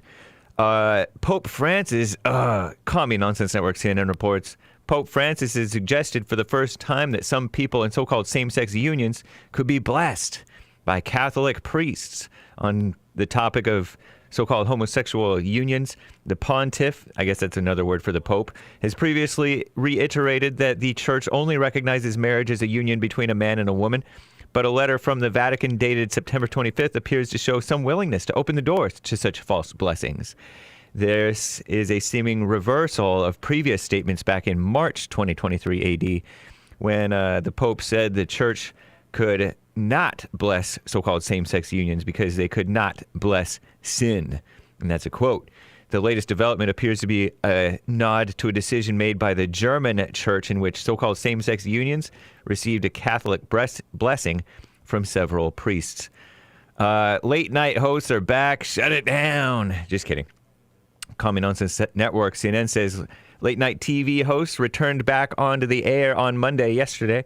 5 months after production halted due to the commie writers' strike, Stephen Colbert, Jimmy Fallon, Jimmy Kimmel all kissed up in communist solidarity with the non-workers who were unemployed due to the Hollywood's spoiled and crippling strikes. And the vax is great, guys. This year's Nobel Prize in Medicine has been awarded to 2 pioneering scientists for their work on mRNA vaccines, a crucial tool in curtailing the spread of the China virus, according to CNN. The Nobel Prize in Physics goes to a remarkable trio for their research into electrons and flashes of light. Justice Ruth Bader Ginsburg was honored on a U.S. postage stamp, a new one. The late Ruth Bader Ginsburg, her granddaughter Clara Spera, who works at the ACLU's pro-abortion branch, the Un-American ACLU, reacted to the new U.S. postage stamp, Forever stamp, honoring the late Supreme Court Justice woman appointed by evil Bill Clinton. She worked as hard as she could for as long as she could and did the very best she could. So deep. Speaking of deep, Ukraine guy's voice, courage, resilience, unity are the things we must not use. That's the Ukrainian unchristian President Volodymyr Zelensky saying this week that victory will come to the country in the country's war against Russia. Meanwhile, pro-Russian politician this week won Slovakia's parliamentary election in what could pose as a challenge to global homo NATO and the evil EU unity on Ukraine. EU is the European Union. Apple confirms that the new iPhone models are overheating, guys. That number 15, the tech giant said some iPhones are overheating because of third-party apps, Instagram and Uber. overloading the system. Blame the third-party apps. And Matt Gaetz versus Kevin McCarthy. Representative Matt Gaetz is attempting to oust House Speaker in name only Kevin McCarthy from the role this week after he worked with demon rats to avoid a government shutdown Saturday. Florida Republican Matt Gaetz offered a motion to vacate the chair Monday, said he's had enough Republicans to either push McCarthy from the speakership or make him cut a deal with Democrats to remain in power. McCarthy is expected to make a procedural move in an attempt to kill the measure, potentially as soon as today. Blah, blah, blah, blah, blah. Make sure to, guys, first Thursday of the month is the Men's Forum. Rebuildingtheman.com/events. Rebuildingtheman.com/events. 7 p.m. at Bond in Los Angeles. I'm James Hake.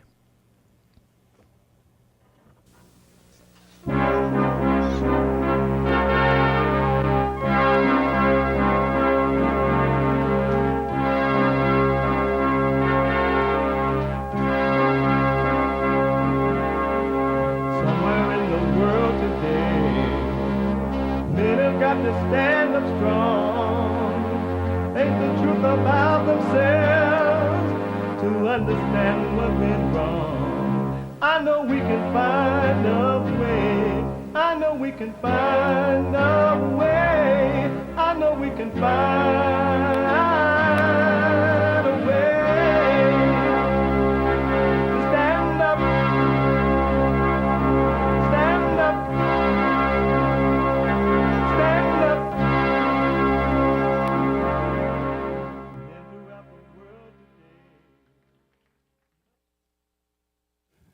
Uniting the races with truth instead of dividing them with lies.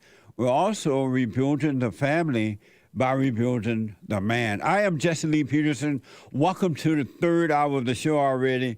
We're only doing an hour and a half today because of the technical issues in the first hour and a half. And so this is the last hour. You can get involved by calling 888-77-53773, 888-77-JESSE. My biblical question for this week. The biblical question: when you don't know what to do, why do you distort it by doing something? When you don't know what to do, why do you distort it by doing something? We have every way that you can watch and support the show listed on JesseLeePeterson.com/show, JesseLeePeterson.com/show. And if you're busy this morning, out and about, and you can't sit and watch the show, you're out selling fentanyl, or you're trying to buy some, or fentanyl, or you working out, whatever. You can listen to the show on your iPhone or iPad. You can podcast later, but you can listen by calling the listen line at 641-793-1500. 641-793-1500. And don't forget to follow us on JLP Talk on X, better known as Twitter, JLP Talk on X, and Jesse Lee Peterson on Instagram. All right? And to get your comments read out loud, and we're going to get to them, you can donate and have your comments read out loud at buymeacoffee.com/JLP Talk. Buymeacoffee.com/JLP Talk. Rebuildingtheman.com. You can donate there, rebuildingtheman.com. And Bond JLP Cash App. Bond JLP Cash App. All right. So it is Tuesday, and every Tuesday is Country and Western Tuesday. Yeehaw! When I was a little bitty baby, my mama used to rob me in her cradle in that old cotton field back home. It was down in Louisiana, just about a mile from Texas County. in that old cotton field back home. Amazing. Country and Western Tuesday.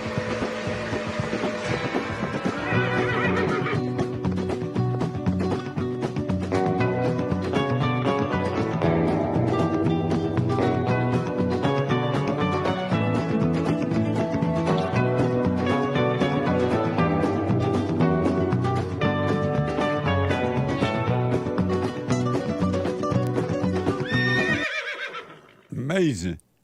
Country Western Tuesday, a line open at 888-7753-773. So I want to go back to Roberta. And Roberta is a 60-year-old mother who has 2 sons, and they are adults, but they don't like her anymore. They don't want to play with her. They got married. One is divorced, but especially one of them that really hate her, and she want to deal with that. Roberta, are you still there? Yes, I am. Thank you for holding. What did you do while raising them that you know now you should not have done? I know I expected a lot from my kids, and I was controlling.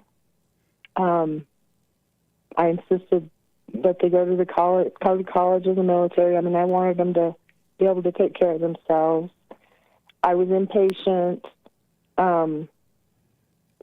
There's a lot of things I did. And how do you feel about them having wives and not want to play with you?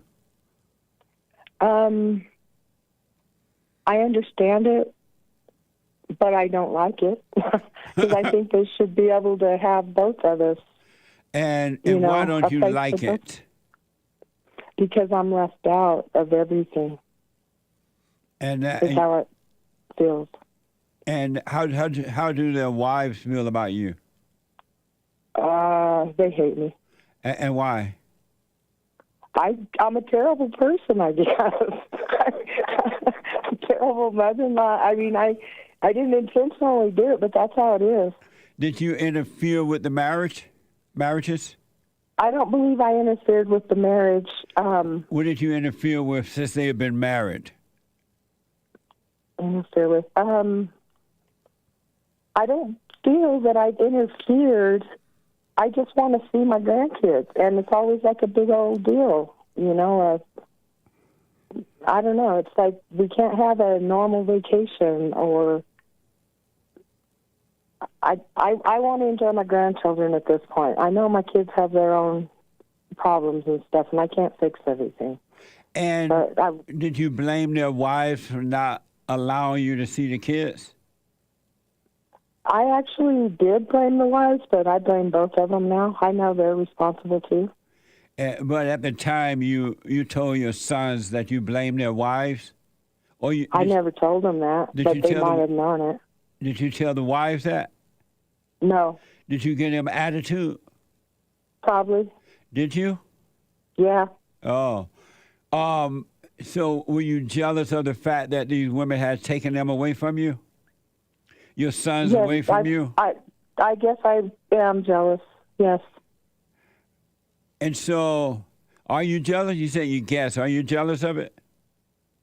Well, I think I used to be because, like I said, we were extremely close, and then all of a sudden, boom, they're out of my life. And also at the same time that happened, my husband and I got divorced, and my mother died, and so I really am alone. And so you were jealous of those women taking your sons away from you? Yeah, having the time with my kids and my grandkids, I guess. Yes, I was jealous. What I recommend is that you talk to all of them, their wives and your sons, and apologize for acting like a jealous wife or girlfriend and trying to impose it because,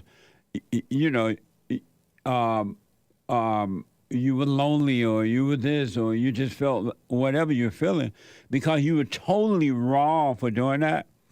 And I would recommend that you apologize to them, admit that you were wrong. You don't need a long conversation because they may not want to talk to you at a long conversation, but you need to get them together by phone or Skype or whatever and apologize for what you've done and then back off and start living your life and working on you, and let them work on themselves, and maybe this thing can come together eventually.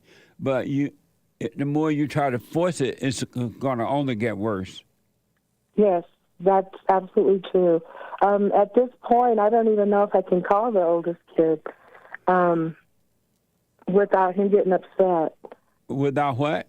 Without him getting too upset, because he did just get out of treatment for alcoholism, and I don't want him having an excuse to put anything back on me if he falls off the wagon or anything like that. So I haven't called him. Well, here's what I recommend. You start working on you so you can overcome the jealousy and the loneliness and all that stuff.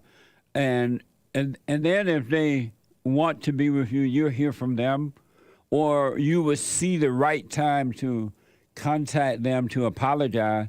But you should start working on you and overcoming all that, because it's not, even if they let you back in, it's just going to end up that way again, because the wives, you and the wives, going to eventually have fights again anyway over your sons.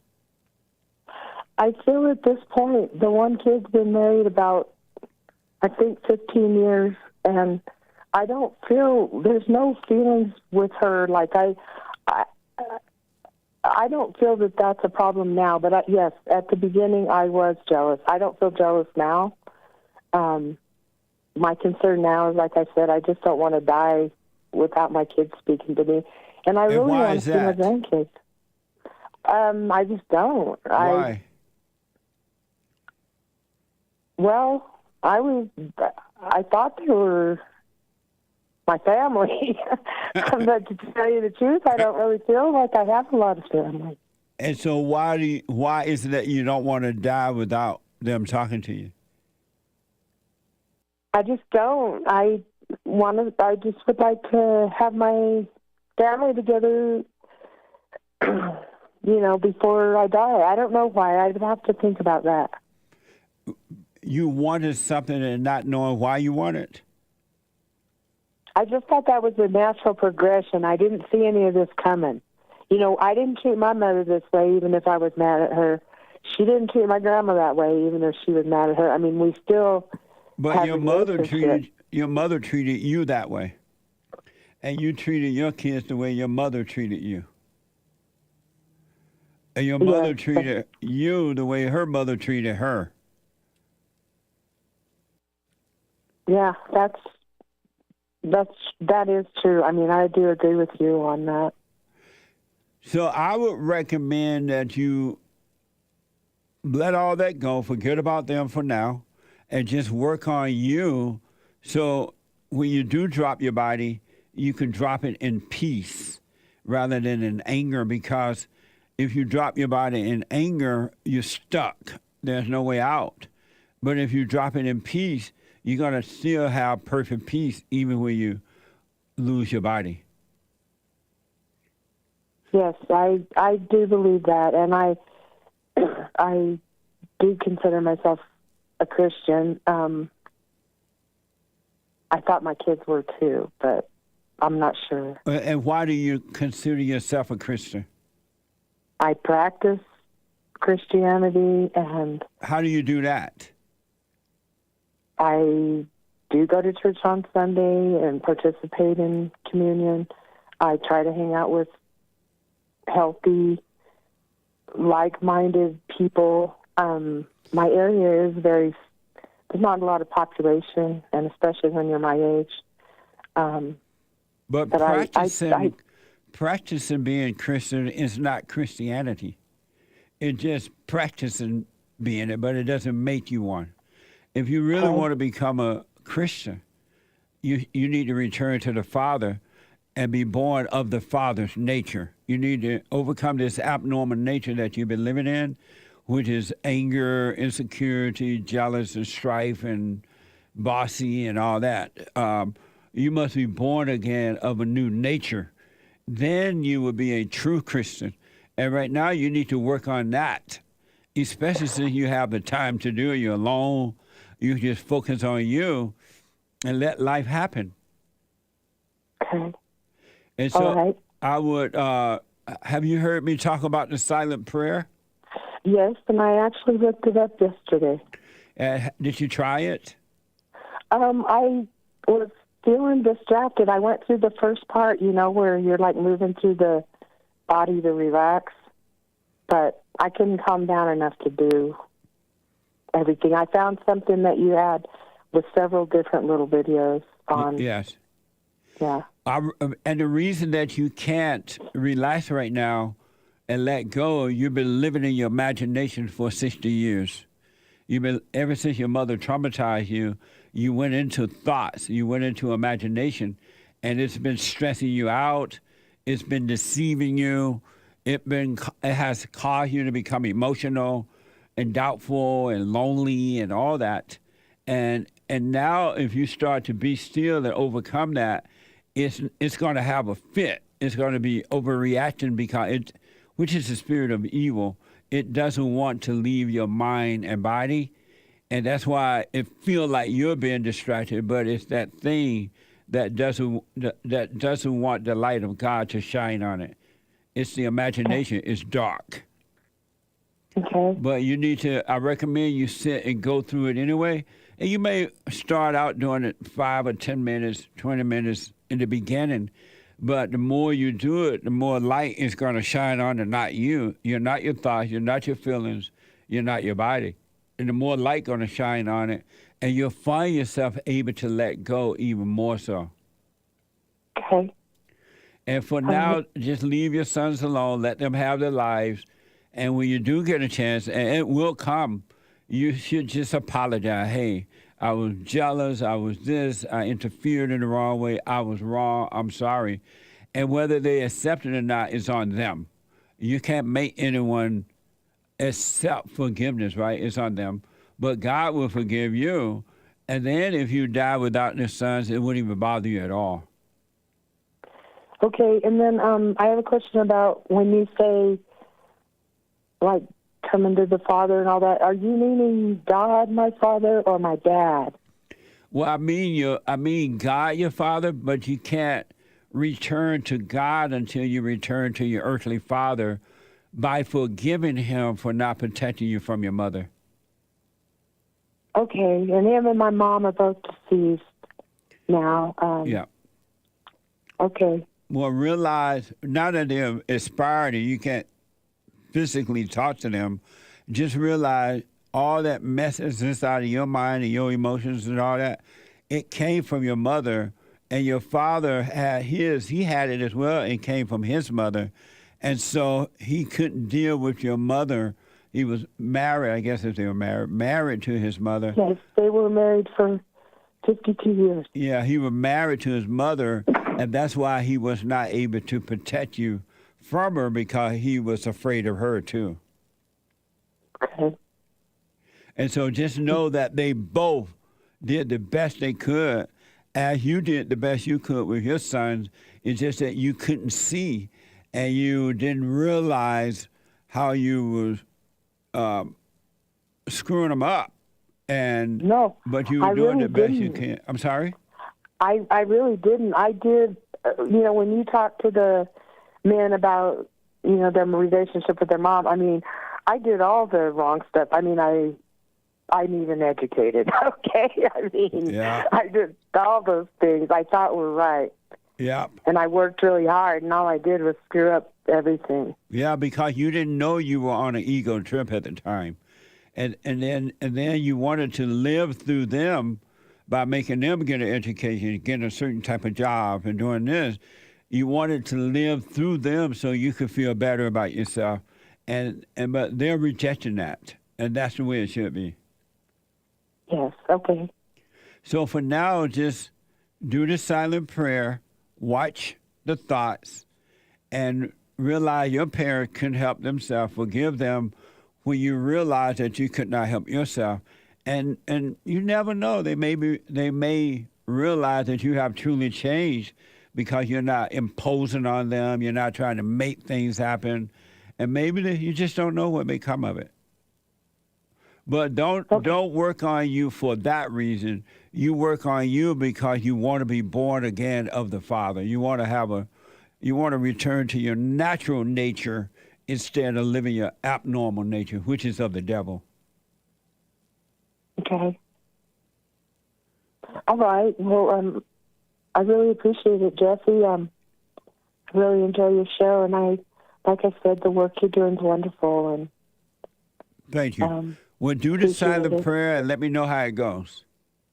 Okay, thank you very much, and you have a blessed day. All right, and when the devil tell you that you're lonely, or he tell you your boys don't, your sons don't love you, and all that, just let those thoughts pass, and don't get into it. Let it pass. It's just a setup from evil in order to keep you down. It's trying to keep you down. Yeah, and I am recently retired. I retired last November, and I do have quite a bit of time on my hands now. Yeah. Well, it's time to work on you then. Okay, Jesse. Well, thank you, and I will keep in touch. Okay, let me know how it goes. Okay, good. Thank you. You're welcome. Bye. Bye now. 888-7753-773. That's the line open. What a mess, huh? Every human being going through the same thing. Not one on earth. It's only a few that are working on it to overcome it, but everyone has the same problem. It's the same spirit. That's why you must be born again. Situations might be a little different, but the spirit that drives you to create the situation is the same. And the spirit that drives you to overcome the situation is the same. But you got to return to it by seeing that you have lost contact with it. Aaron is out of M-I cricket ladder, I cricket ladder, I humpback, I, Mississippi. Aaron, welcome to the show. You're on the air. Hey, Jesse, how are you? All is well, Aaron. Thank you. That's good. All right, so I had a question in regards to, so I do the silent prayer every morning, every night. I've forgiven my mom. My dad passed away when I was younger, but I have forgiven him as well. But so a while back, like when I was younger, I used to do like a lot of drugs, all right? And I don't anymore, but one thing that like happened in regards to my thoughts or my mind is that now it was like, I guess whenever I did all these drugs, like something snapped in my brain that was like, now I'm, it's called, they call it dissociation or depersonalization. That's what like the word is for it. And now it's like, even if I'm it's like I can't really ever be truly present. Even when I feel present from doing the silent prayer, there's like something in the back of my head that's still like telling, like it's like still being very aware of the thoughts. It's like, oh, you're just present now, but you won't be. Oh, this is just, it's. I don't really know how to describe it, but does that make any sense? Like I'm trying to overcome that as well. It totally makes sense. Do you believe that it's what did you say the world call it? What? Depersonalization? Yeah, like dissociation, depersonalization. What does that mean? It kind of means like that I'm like I can't be present because like it's almost like I'm aware of myself from like a third person. Like it's like I'm aware of everything I'm doing. And I'm never just in my body, just reacting to the world. It's like I'm aware of myself doing that rather than being just in that moment. Well, whomever told you that word, and that's what that means, they are unaware too. They're depersonalized, and they're crazy. I would let go, do what you want, but I would let go of that title and just know that you're dealing with evil. And when it tells you that, oh, you're not present, you're this, you're that, just know, without doing anything about it, just know that that is the spirit of evil that made a home in your mind. And it's telling you that because it doesn't want to have to depart from your mind and your body. So it is lying to you, and you stay with the silent prayer, and you stay present with your body, meaning don't let your mind be in the past or the future, and just relax, and you're overcoming the thoughts and the feelings which are not your own. it's working, and the voices that you're still hearing is the voice of the devil and his little demon. So you're doing just fine. Okay, so just react to those thoughts the same way I react to all the other ones. Just let them pass and don't play with them. Like, don't, like, because I have been getting a lot better because of the silent prayer. It has helped me so much with just being able to not, because I used to just always think about like worrying and stuff, and now I'm just like, oh well, like, too bad. Like, I just kind of go about my day, and it's just, that's the one thing that I feel like is stopping me from being fully present. It's like a voice saying, you just think you're present right now, like you're not really, and it feels like it's my voice, but I don't think it is, because if it was me, I wouldn't be making myself miserable like That's that. right. Like, That's right. And it's not you, and it's not God. It is the voice of evil, the deceiver, who's trying to deceive you. And you should do just what you've been doing. Just watch it, let it pass, knowing that it's not you. And if you're stuck in there for a minute, just know the thoughts and the feelings that are telling you that you're not this, you're not that, it's not working, you're not present. It's just lying to you. And just be aware of it. And the awareness of it is what's destroying it. That's all you have to do. And just keep living your life, going with your daily life, doing your practical things in life, and you'll be fine. But you're doing just fine. The voice is just screaming because it doesn't want to depart from you.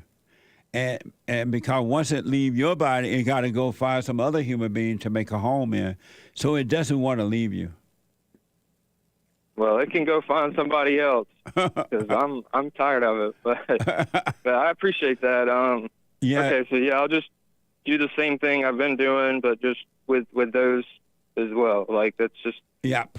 Absolutely. And I won't, and so don't identify with the words that, the doctor says, oh, it's depersonalization. Like, it's just the devil. Right. I'm not giving you medical advice, but yes. Oh, I know. It's just the devil.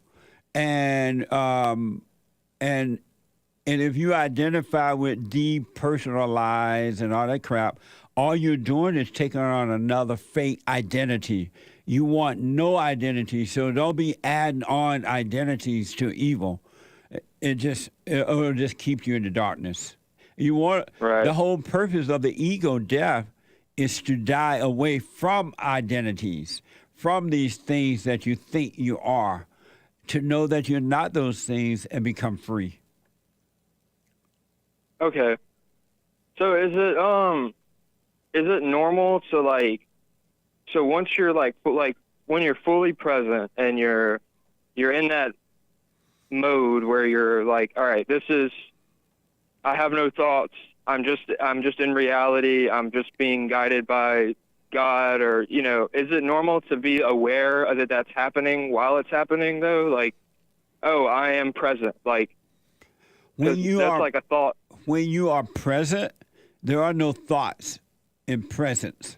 There's a knowing. But are you aware that you are present? Like, yeah, you know that you are present, and then you will become aware of the darkness, the non-present, because the voice of the devil it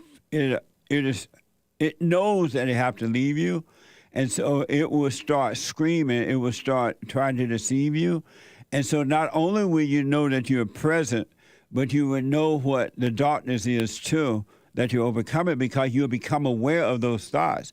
Eventually, you won't have any at all. There will be a no-thinking life, but you will be aware that the devil is still talking to you, and it's not you.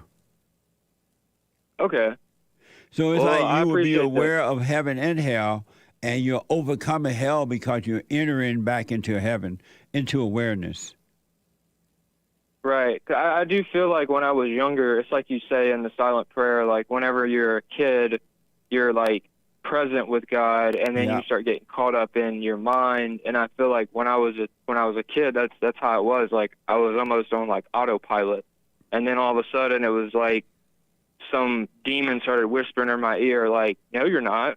Like, no, you need to start thinking about this and worrying about that. And now you have a disorder and all." And then it was like, now you can't just go and play in the world without the devil just, just won't shut up in your head. And you feel like a crazy person once you're aware of it. Like, wow, I have all these things in my head. Like, it shouldn't be normal. But yeah, it is craziness. And you're right. Once you were traumatized, you overreacted to either an angry mother or some situation. You fell away from awareness and you went and escaped into darkness. And it's crazy in that world. That's why you see crazy things happening. And human beings treat each other in a crazy way because they're living in that crazy world. You're out of their imagination and emotions. So maybe the drugs that I ascribed to this happening to, maybe that was what made me overreact and get traumatized. Hold on a minute. Hold on. The treasure chest is now open on D Live. Quick break. Back in a moment. I noticed after a while that when these guys overcome their anger, they have amazing ideas about starting a business, but because they've been told that if you don't get a loan from the bank, or if you don't have a 5-year plan, or if you don't do this, and it's just simply not true. It's the first step. With faith, then all things are possible. So, but the most important thing is to return to the Father. That yearning that you have, that emptiness, that void, is not for more stuff. It's not for more friends. It is a return to the Father, because there's no way you can return to God and be angry at your earthly father. So thank you all so much, right? People around the world donated to Bond at rebuildingtheman.com, or they call 800-411-2663, and we're still committed to pointing the right way for men and women to return to the Father.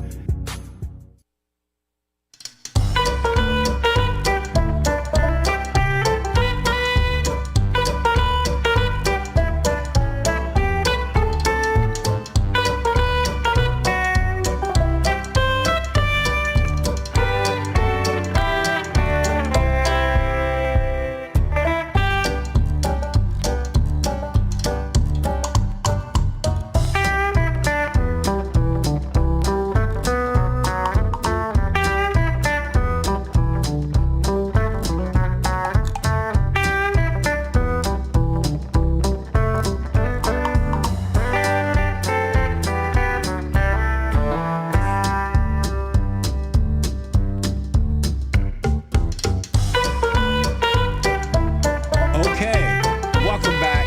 888-77-53773. So the Hake report is coming up at the top of this hour. The Hake report from 9 to 11 a.m. And at 11 a.m. Pacific time, the Joel Friday TV, Joel Friday TV at 11 a.m. to noon. And at 12 noon Pacific time, the American Anchor Baby. So a busy day today, and hopefully everything will work. We'll see. But that's what's happening. And if you need personal shout-outs, I would do them for you. For personal shout-outs, go to Cameo, CAMEO.com/Jesse Lee Peterson, CAMEO.com/Jesse Lee Peterson. Birthday shout-outs, encouragements, whatever the occasion may be. All right? I want to go quickly back to Aaron and out of Mississippi. Aaron, you were asking something about when you were doing the drugs. Oh, I was just saying, do you think that the drugs could have been something that traumatized me to bring me out of the presence of God and then put me in that state of just overthinking everything? Because I feel like that's kind of what happened, and also like having some problems with my parents and everything. Well, the drugs, the overreacting to the parent is what caused you to go unconscious, and the drug helped to keep you unconscious. Because you were using them to try to feel better as a result of being unconscious. And so they help to keep you there. That's what drugs do. And when you overreacted to the situation with your parents, especially the mother imposed her will on you and all that mess. But that's what caused it. You overreacted. And that's why when you're starting to overcome the father state, you find yourself not overreacting. You're overreacting less and less and less and less because you realize overreacting is only getting you deeper into hell. But the non-reaction is bringing you out of it. Yep. Well, that makes a lot of sense, Jesse. I appreciate that. I don't want to take too much time. I know you got a lot of callers on hold, but I really appreciate the advice, and I'll call you back whenever. Okay, well, stay with it. Stay with it. And remember, the voices that you're hearing are the same voices you heard when you first started out with the silent prayer. You became aware, and it's just still the same voices. And you will overcome them because now you're becoming even more aware of them. Well, I appreciate that. I'm gonna apply that. All right, I wish Thank you well, Jesse. man. Okay. You too. Bye. 888-7753-773. Oh, I forgot to let Hake know. Super Chats. Amazing. So we, as I said, we started late this morning because we were having problems in the studio with the technical problems. Am I saying it right? Close enough. It's fun. It's black. Yeah. Yeah. Truck driver bought you a coffee. Oh, maybe Joel Friday should be in here too. Senor Jesse, with democracy being a failure, should we bring back dictatorship with a council of elders back? I think Trump could be a good dictator, and you should be in the council of elders. Get rid of the entire Senate and Congress. Well, we don't need a dictator. That's the problem now. We are under a dictator control right now. Our government, the police departments, and things like that. So we don't need any more of that. We need to be free again. We need to be free individuals. All right? Mike Young with a coffee. Hey, Jesse, I've got some new names from the Great White Hope. Oh, I think I read these. Yeah, DeSantis. Thank you, truck driver. Mike Young thank you. These are from yesterday, actually. Mike Young bought a coffee. Hey, Jesse, I want to let you know that I personally don't have nothing against Jamal Bowman, but the man is an angry man who has the same spirit like his mama, and it's so sad that many black males are so like their mothers. Amazing. Thank you. Remember Nice. Jamal Bowman, that guy? Oh, the guy that pulled the... Yeah. That been accused of pulling the alarm, the fire alarm thing? Right. What the? Goes off. Pete Bucket. What a mess. I said Pete Bucket, but it's actually Puke Bucket. Donated on Rumble, a Rumble rant. Jesse, what's in between expert and dumb as a doorknob? Question mark. Nothing. You heard it here first. Thank you. So JLP's expert's dumb as a doorknob. He's like, what between that, right? Right. What What's that in mean? between those things? So what's between dumb as a doorknob An expert. and expert? The experts are the best. There is nothing else. Oh. Well, he's not necessarily saying you're experts, just expert in general. Oh, those experts are dumb as a doorknob. All right. Let's move on. Thank you. Coffee. I hope that helped. Coffee Talk with Sandra yesterday gave a couple of diamonds. So we can't overreact in our mind? Not if you want to be free. What? I am not happy about this. What? She says, what if hubby, this is a third diamond, what if hubby can't break from mama? That's on him. You still work on yourself, and you'll be free in spite of hubby being a mama's boy. It won't affect you at all. So just don't resent him for it, and you work on yourself. All right? Thank you. Amazing. Preham Paul. Prep. Oh. Prep ham. Prep Ham Paul on How you come up with pre Rumble. and prep? It looks like pre. Oh, But if the P is silent, it looks like pre-ham, Paul. Oh. Is this surprising? Prep ham Paul on D-Live. Rumble rant. My bag. To Scott. He's new. Similar. Very new. He was new to the classroom. To Scott, similar situation. I did get married, then divorced 6 years later. We worked out a joint custody, and I was a presence and influence on my boys and my home, and we have a great bond. And it continues, and he says, Lord have mercy, I can't read that. Ex was so attached to her mama, and her mom got remarried when we got married and divorced 6 months after we got divorced. What the? Marriage isn't going to fix it. You need to have your kids on your own. No evil. Thank you. Absolutely. Let me hear Hassan read something. Nice. And you'll see that both of y'all sound the same. You guys went to the same school. Go to number 9. Super number 9 from 10-2. All right. See that? Already. No, hold on. I'm going to this one. You what? Oh, no, he just did that one. Hold on. Okay, here we go. He went to the same people of color. Birdman bought 5 coffees. Real love is life. When evil people are talking, I look at them like, what are you talking about? But I understand it. They are blind like I once was. I can't blame the women today because men need to be right first. All these men are worried about how to get a woman instead of loving what's right. What's wrong with you? You know, I realize when we can't read, right, we try so hard to like pronounce it good and go slow. Yeah. I know the answer. To what? JLP, this message has changed my life forever, man. Oh, you still reading? Yeah, you still reading. And it's pronounce it well, not pronounce it good. Right. Oh, are you correcting me? Whatever. Whatever. He said pronounce it good. Same thing. Tomato. That's why You guys are stepping all over Birdman's poor 5 coffees. Yeah, and making me look like I can't read. We ain't making you look like that. Go ahead. Where was I?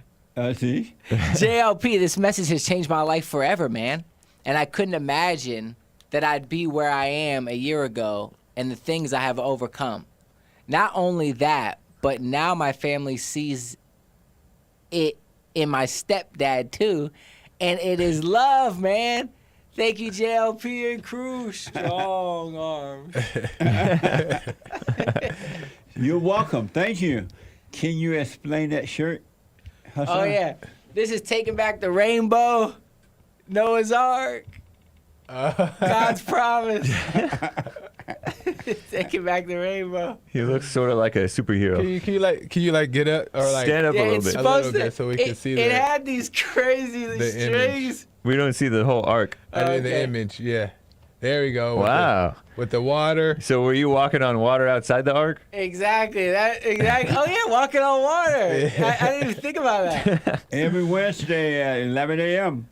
WOW Hassan with 2 S's. I'm thankful for Noah bringing on Sandy and duplicating Frenchie Bulldogs. and what the wings on the back? Oh, well, these were a bunch of strings. I don't know that it was a little overboard.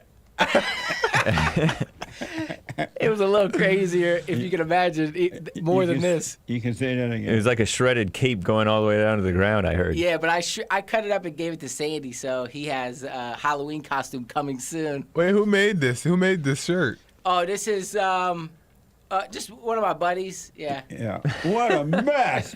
Anyway, let's finish. Okay. Marcus bought 2 coffees. You always promote men not going to college, but this is wrong. More than ever, we need more men getting higher education, especially in law, to become judges and lawyers and conservative politicians. Women are taking over most leadership positions. I like entrepreneurship, but women are becoming more quote-unquote qualified and men are doing less, he says. You can go to college for a trade like that, to be a lawyer and to be a judge, but there's nothing wrong with that. there's nothing wrong with that. But men are normally into, and you're right too. We do need that because these women are taking over the courthouses and things like that, and they are going against men into courthouses, taking their children away from there, and all that mess. See, that's the engineer. We can't see him. There's no camera pointed at the entrance to the studio. Oh, every time I see him, I'm traumatized. I could take a picture and then point my camera phone to the audience, maybe. He's walking away. He's running. He said, "Oh, brother." But, all right. But yeah, and nothing wrong with that. But don't take all these unnecessary women's study, Black History study, and now they're doing the eco study thing where they try to act like they're making everybody equal. Just take it as a trade. That'll work. You're absolutely right. Someone bought a coffee. Thank no you. message. Thank you. Thank you. Zuzu Cici. This is me? Yeah. Zuzu Cici. That's Sion. Yeah. Right? Okay. LOL, Jesse. I think the white people themselves are doing this on purpose to themselves. You were saying last week it was the Arabs who sold them to the whites. If black people in America want to blame anybody for slavery, they should blame the West Africans who sold them to the Arabs. Then the Arabs sold them everywhere in the Western world. Modern slavery still exists to this day in the Muslim countries. Yeah. Sing something. Thanks. Ain't nobody business. That's not how you spell business, Sion. You're making me look bad here. Bennes. That's Benny's. And they're not. They want to blame the white people because they want the white people's stuff, and so they want to make it look like all the people of color are together, even though they're not, and they're all going after the white man because if you notice in the Western world, part of the world, the white man got the best stuff, all the things that go to the moon, and they own everything, and the people of color don't own nothing. Even the Allah people now. And so they're trying to blame it on the white man because they want the white man's stuff. Thank you, Sion. Appreciate it. Don't own anything. Nothing. Don't own anything. Someone bought 10 coffees. Watching the devil. First she yelled, then cried, then finally tried sex. Just watched and didn't react. Then the real yelling started. LOL, thank you, Jesse and team. Who is that from? Someone. Oh, thank you. Appreciate it. Who wants to read Mr. J? Go ahead, Hassan. Oh, I love Mr. J. Where is 10-2-11. Oh, I'll read it while he's looking go at ahead. the I next don't one. see it. All right. Mr. But Sandman. I love Mr. J. Mr. Sandman showed me how much he loves me by. Oh. It's a dog. Okay. Outside dog. Okay, because by licking me on the face. Too bad it was after he cleaned. Okay, Mr. J. see why Hake wanted me to read it? He says, "What the?" Shout out to Hassan. Church was amazing, and shout out to the rest of the crew: JLP, Sean, Hake, Ankle Baby, and Mr. Arkansas, aka Joel, aka He Black. What's funny is that Oh, the man. only reason he types it like that is because Jesse says stuff like that. Like Because what? dogs lick you on the face after they clean their butts. Right. Joel didn't want to read it, and I couldn't. I understand it. I But couldn't. only because Jesse has talked like that can I even say it. Did you know that? They do. And then the dogs, But their they let tongues the are clean. dogs walk in the grocery. You have to wear a mask in the grocery store, but they let the dogs go in there, the poop machines. They have that. No, that's what that's what animals are to me. Oh yeah. They let the dog take a dump, and then the dog reach behind and clean like toilet paper and eat it. He used his mouth tongue like toilet paper, and then the owner and go kiss the owner in the mouth. Hassan, your dog kiss you in the mouth? And lick him across the face. I kiss him in the mouth. Oh. And just be proud of it. Oh. Did you ever think one day you would hear grown people saying that They're proud of the dog cleaning their butt with like toilet paper and kissing them. Ooh. But like Hake said, factually, according to the experts, a dog's mouth is cleaner than a human's. And the expert just said that mouth is dirty too. They own dogs, the Right. expert. Moving on. Shout out to Mr. J. Thank you, Mr. J. Someone bought 3 coffees. I know a couple who stayed together even though they both were listening to the devil. All their children are totally annihilated. Yeah. Nice word. They all look 10 years older than they are. I can't reveal their problems here, but you are Right. so wrong about staying with a toxic woman. Thank you for fellowship on Sunday. I can't wait to listen one more time today.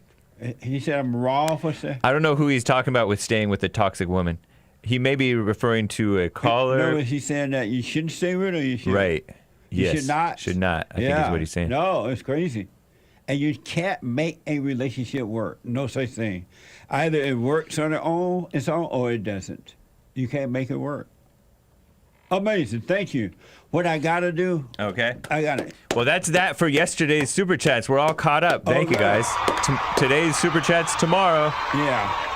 I thank you all for them. We got started late, so I probably, well, that's why we didn't get to them right now. But I want to take in some more calls here. Adrian. Amazing. Adrian from New York. Adrian, welcome to the show. You're on the air. Jesse, how are you today? All is well. How are you? I'm well, thank you. What's wrong? Love you, love the whole crew, love everyone. Thank you. We love you too. So I was calling because, like the guy from Mississippi, Uh-huh. I was having difficulty with the silent prayer. Not that I was having difficulty with that, but almost word for word, what he was saying is what's going on with me. I am doing the silent prayer. I even have like this thing where it just makes that, you know how those people who meditate, they make that gong noise? Not to try and keep a time, but just to make sure that I'll go over the time that I set it, but like for 30 minutes or whatever, and I'll sit through it. Sometimes I feel like electric's going through my body, like the nerves are so sensitive, but I sit through it.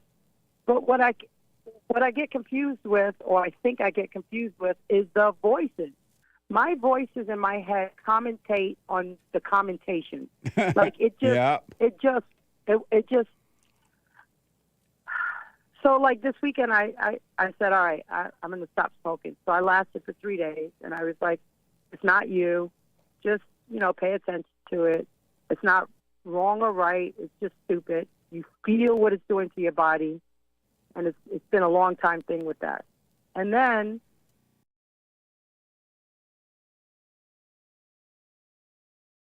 I'm going to just go smoke cigarettes. And so I'm doing the prayer. I'm doing it. And I actually am able to sit for longer and longer, and I appreciate that. But it really isn't me with all the voices. Even how you say sometimes, just say, it's not your voice or it's not my feeling. So sometimes I'll interject that in while the thoughts are there. They're just blinding. And I just wasn't sure if I was on the right track. Yesterday was not a good day, and it doesn't exist, but yesterday was an okay day. I didn't nag my husband. Nothing rose up in me to bother him or anything. And I watch it when it does happen, and I don't want to do it. I don't know. I guess I just needed the reassurance that I always like to get from you, that I guess it was like what you told the guy from Mississippi. I guess I am on the right track. I don't know. I don't want to assume anything, but it's like I need to stop the cigarettes. I'm not trying to make it a big deal. I just want to sit and just have silence, but there's no silence ever, ever, ever, ever, Jesse. Just none. And so your question for me is what now? Is that just the devil acting up? 100%. I mean, so the reason you say 100%. And all you need to do is just be aware of that. But even when I'm aware of it, Jesse, I'm saying to myself, be aware of it. And I'm like, is that my voice or is that his voice? I don't know. But if you are saying to yourself sometimes, wow, that's not me. Where did that come from? Where did that thought come from? you can see you moving your mouth, so that's you speaking, because you are speaking to the unawareness, which is of the devil. You see that it's not you. Eventually, you won't have to say that because you will come to know that it's not you. And then Right, but I'm eventually saying- after that, this thing will be gone. Right, but what I'm saying is, as I'm doing the not the meditation, as I'm doing the observing, it's not that my mouth is moving. It's in my head saying it, be calm. So then I said, well, let me just say it out loud, but I don't want to interrupt the prayer. But I'm like, it's not me. But then it's I see what you're doesn't saying. go. Let me, You know what I mean? Yeah, if you hear the voice in your head saying to you, that's not you, right? Just notice that too and let it pass. Don't identify as you or not you. Just notice the voices. You want to notice all voices, because the devil will quote the Bible. He will quote this idea of you not knowing that it's not you, and saying that it's not you. He'll try to confuse you with that too. So just be aware of that as well.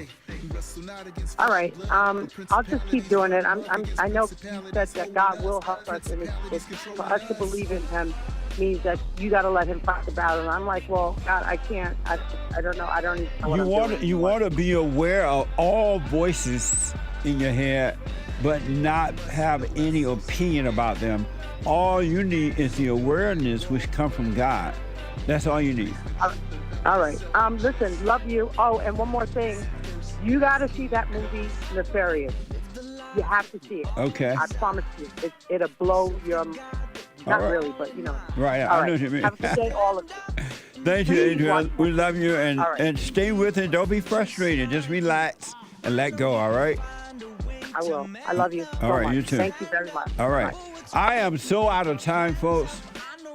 And hopefully tomorrow, if the Lord is willing and the creek don't rise, we can do all 3 hours. We'll see. The Hake report is coming up now. The Hake report. After that, Joel Friday TV from 11 to 12. And after that, the American Anchor Baby. All right. Get on that path. Do the silent prayer. Go and forgive your mama. Return to your fathers. And you'll see.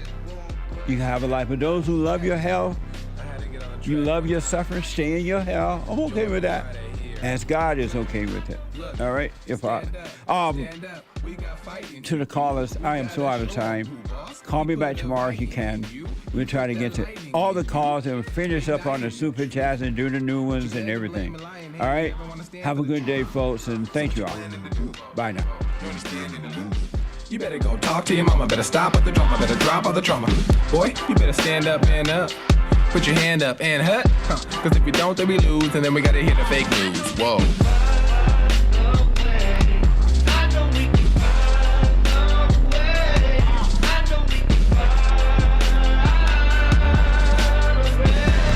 Must know that so you get something went wrong, but face the truth about yourself and just seek first God's kingdom, cause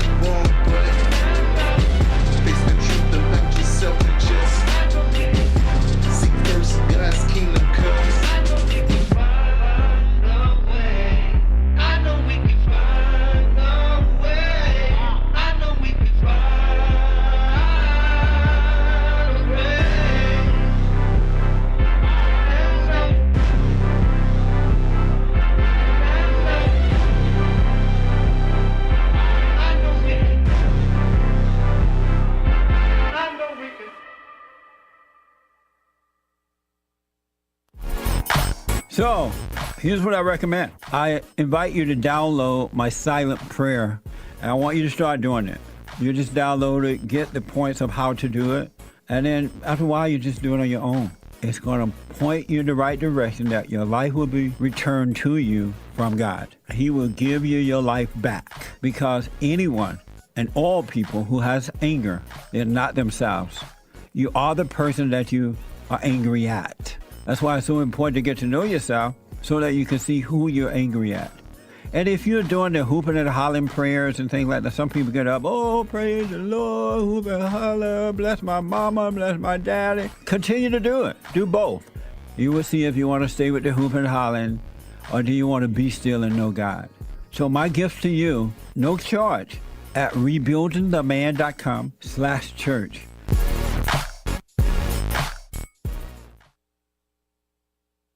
I noticed after a while that when these guys overcome their anger, they have amazing ideas about starting a business, but because they've been told that if you don't get a loan from the bank, or if you don't have a 5-year plan, or if you don't do this, and it's just simply not true, it's the first step. With faith, then all things are possible. So, but the most important thing is to return to the Father. That yearning that you have, that emptiness, that void, is not for more stuff. It's not for more friends. It is a return to the Father, because there's no way you can return to God and be angry at your earthly father. So thank you all so much, right? People around the world donated to Bond at rebuildingtheman.com, or they call 800-411-2663, and we're still committed to pointing the right way for men and women to return to the Father.